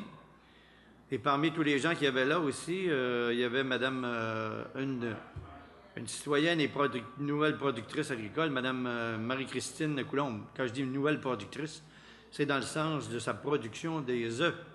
La ferme Beau Coco. Alors, Mme Marie-Christine, pour ceux qui n'ont pas encore été visités, sa ferme Beau Coco sur le rang Saint-Joseph, je vous invite à le faire. Et même si elle n'est pas là, la porte d'entrée de son organisation, eh bien, vous pouvez entrer à l'intérieur et il y a un comptoir, vous avez un plat, vous pouvez mettre 3 $, puis il y a un frigidaire, vous ouvrez la porte. Vous pouvez acheter des œufs frais et les gros frais produits ici à Amqui. Alors, c'est un petit commercial que je fais pour Mme Marie-Christine, où vous avez besoin d'œufs dans le temps des fêtes encore plus que jamais pour faire des gâteaux, pour des pâtisseries. Bon, allez dans le rang Saint-Joseph, faites une balade, arrêtez-vous à la ferme Beau Coco, la porte n'est pas barrée, vous entrez, il y a un frigidaire, il y a des belles douzaines d'œufs qui vous attendent, un plat sur la table pour mettre le 3 $. Si elle est là, c'est sûr qu'elle vous répondra. Sinon, vous pouvez passer. Concernant une usine importante que nous avons ici, qui dort littéralement dans le rang des... il y en a qui l'appellent le rang des gauchos, là. Mais la rue des Forges, l'usine Ikem, une magnifique usine d'extraction qui a coûté plusieurs millions de dollars, qui est à l'arrêt.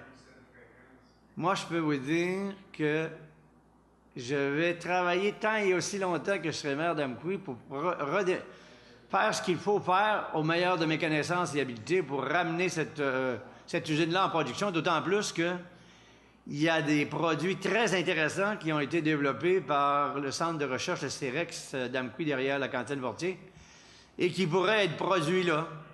Et il y a d'autres opportunités qui pourraient se joindre à ça. Alors, il y a une opportunité d'affaires qui se dessine. Et moi, je ne dormirai pas sur mes lauriers en disant, cette usine-là, elle est là, on ne fait rien avec ça, puis on a d'autres choses à faire. Moi, c'est pas comme ça que je vois les choses. Je tenais à vous le dire. L'usine Ikem, pour moi, fait partie de mes priorités pour la relancer. J'étais de passage vendredi dernier avec ma conjointe, excusez-moi, pour participer à l'ouverture officielle de la boîte de spectacle à jour sur le site de l'ancien village vacances Beaubriand ou les chalets condos, acquis en juillet dernier par le couple Jocelyne Ouellette et Michel Paradis de Valbriand. Alors, ça a été une magnifique soirée et c'était d'autant plus spécial pour moi que j'étais un des fondateurs de l'organisation Tourmat qui a mis au monde ce projet-là. Et donc, ça a été une très belle soirée, mais je veux surtout féliciter Mme Ouellette et M. Michel Paradis, son conjoint, d'avoir eu l'audace de devenir les propriétaires de cet équipement-là, magnifique, qui a amené plusieurs tergiversations. Il y a eu des propriétaires. En tout cas, là, je crois qu'on est parti dans la bonne direction. Alors, chapeau à Mme Jocelyne Ouellette et Michel Paradis. Sur ce, je vous dis bonsoir et bienvenue à la séance du 21 décembre prochain où nous présenterons en deuxième partie, à compter de 9 h, le budget de la ville d'Amqui 2016. Merci de nous suivre. Je salue tous les gens des autres municipalités qui écoutent religieusement les séances du Conseil et qui apprécient et qui m'en parlent régulièrement. Alors, bonne soirée, à bientôt, au revoir, au plaisir.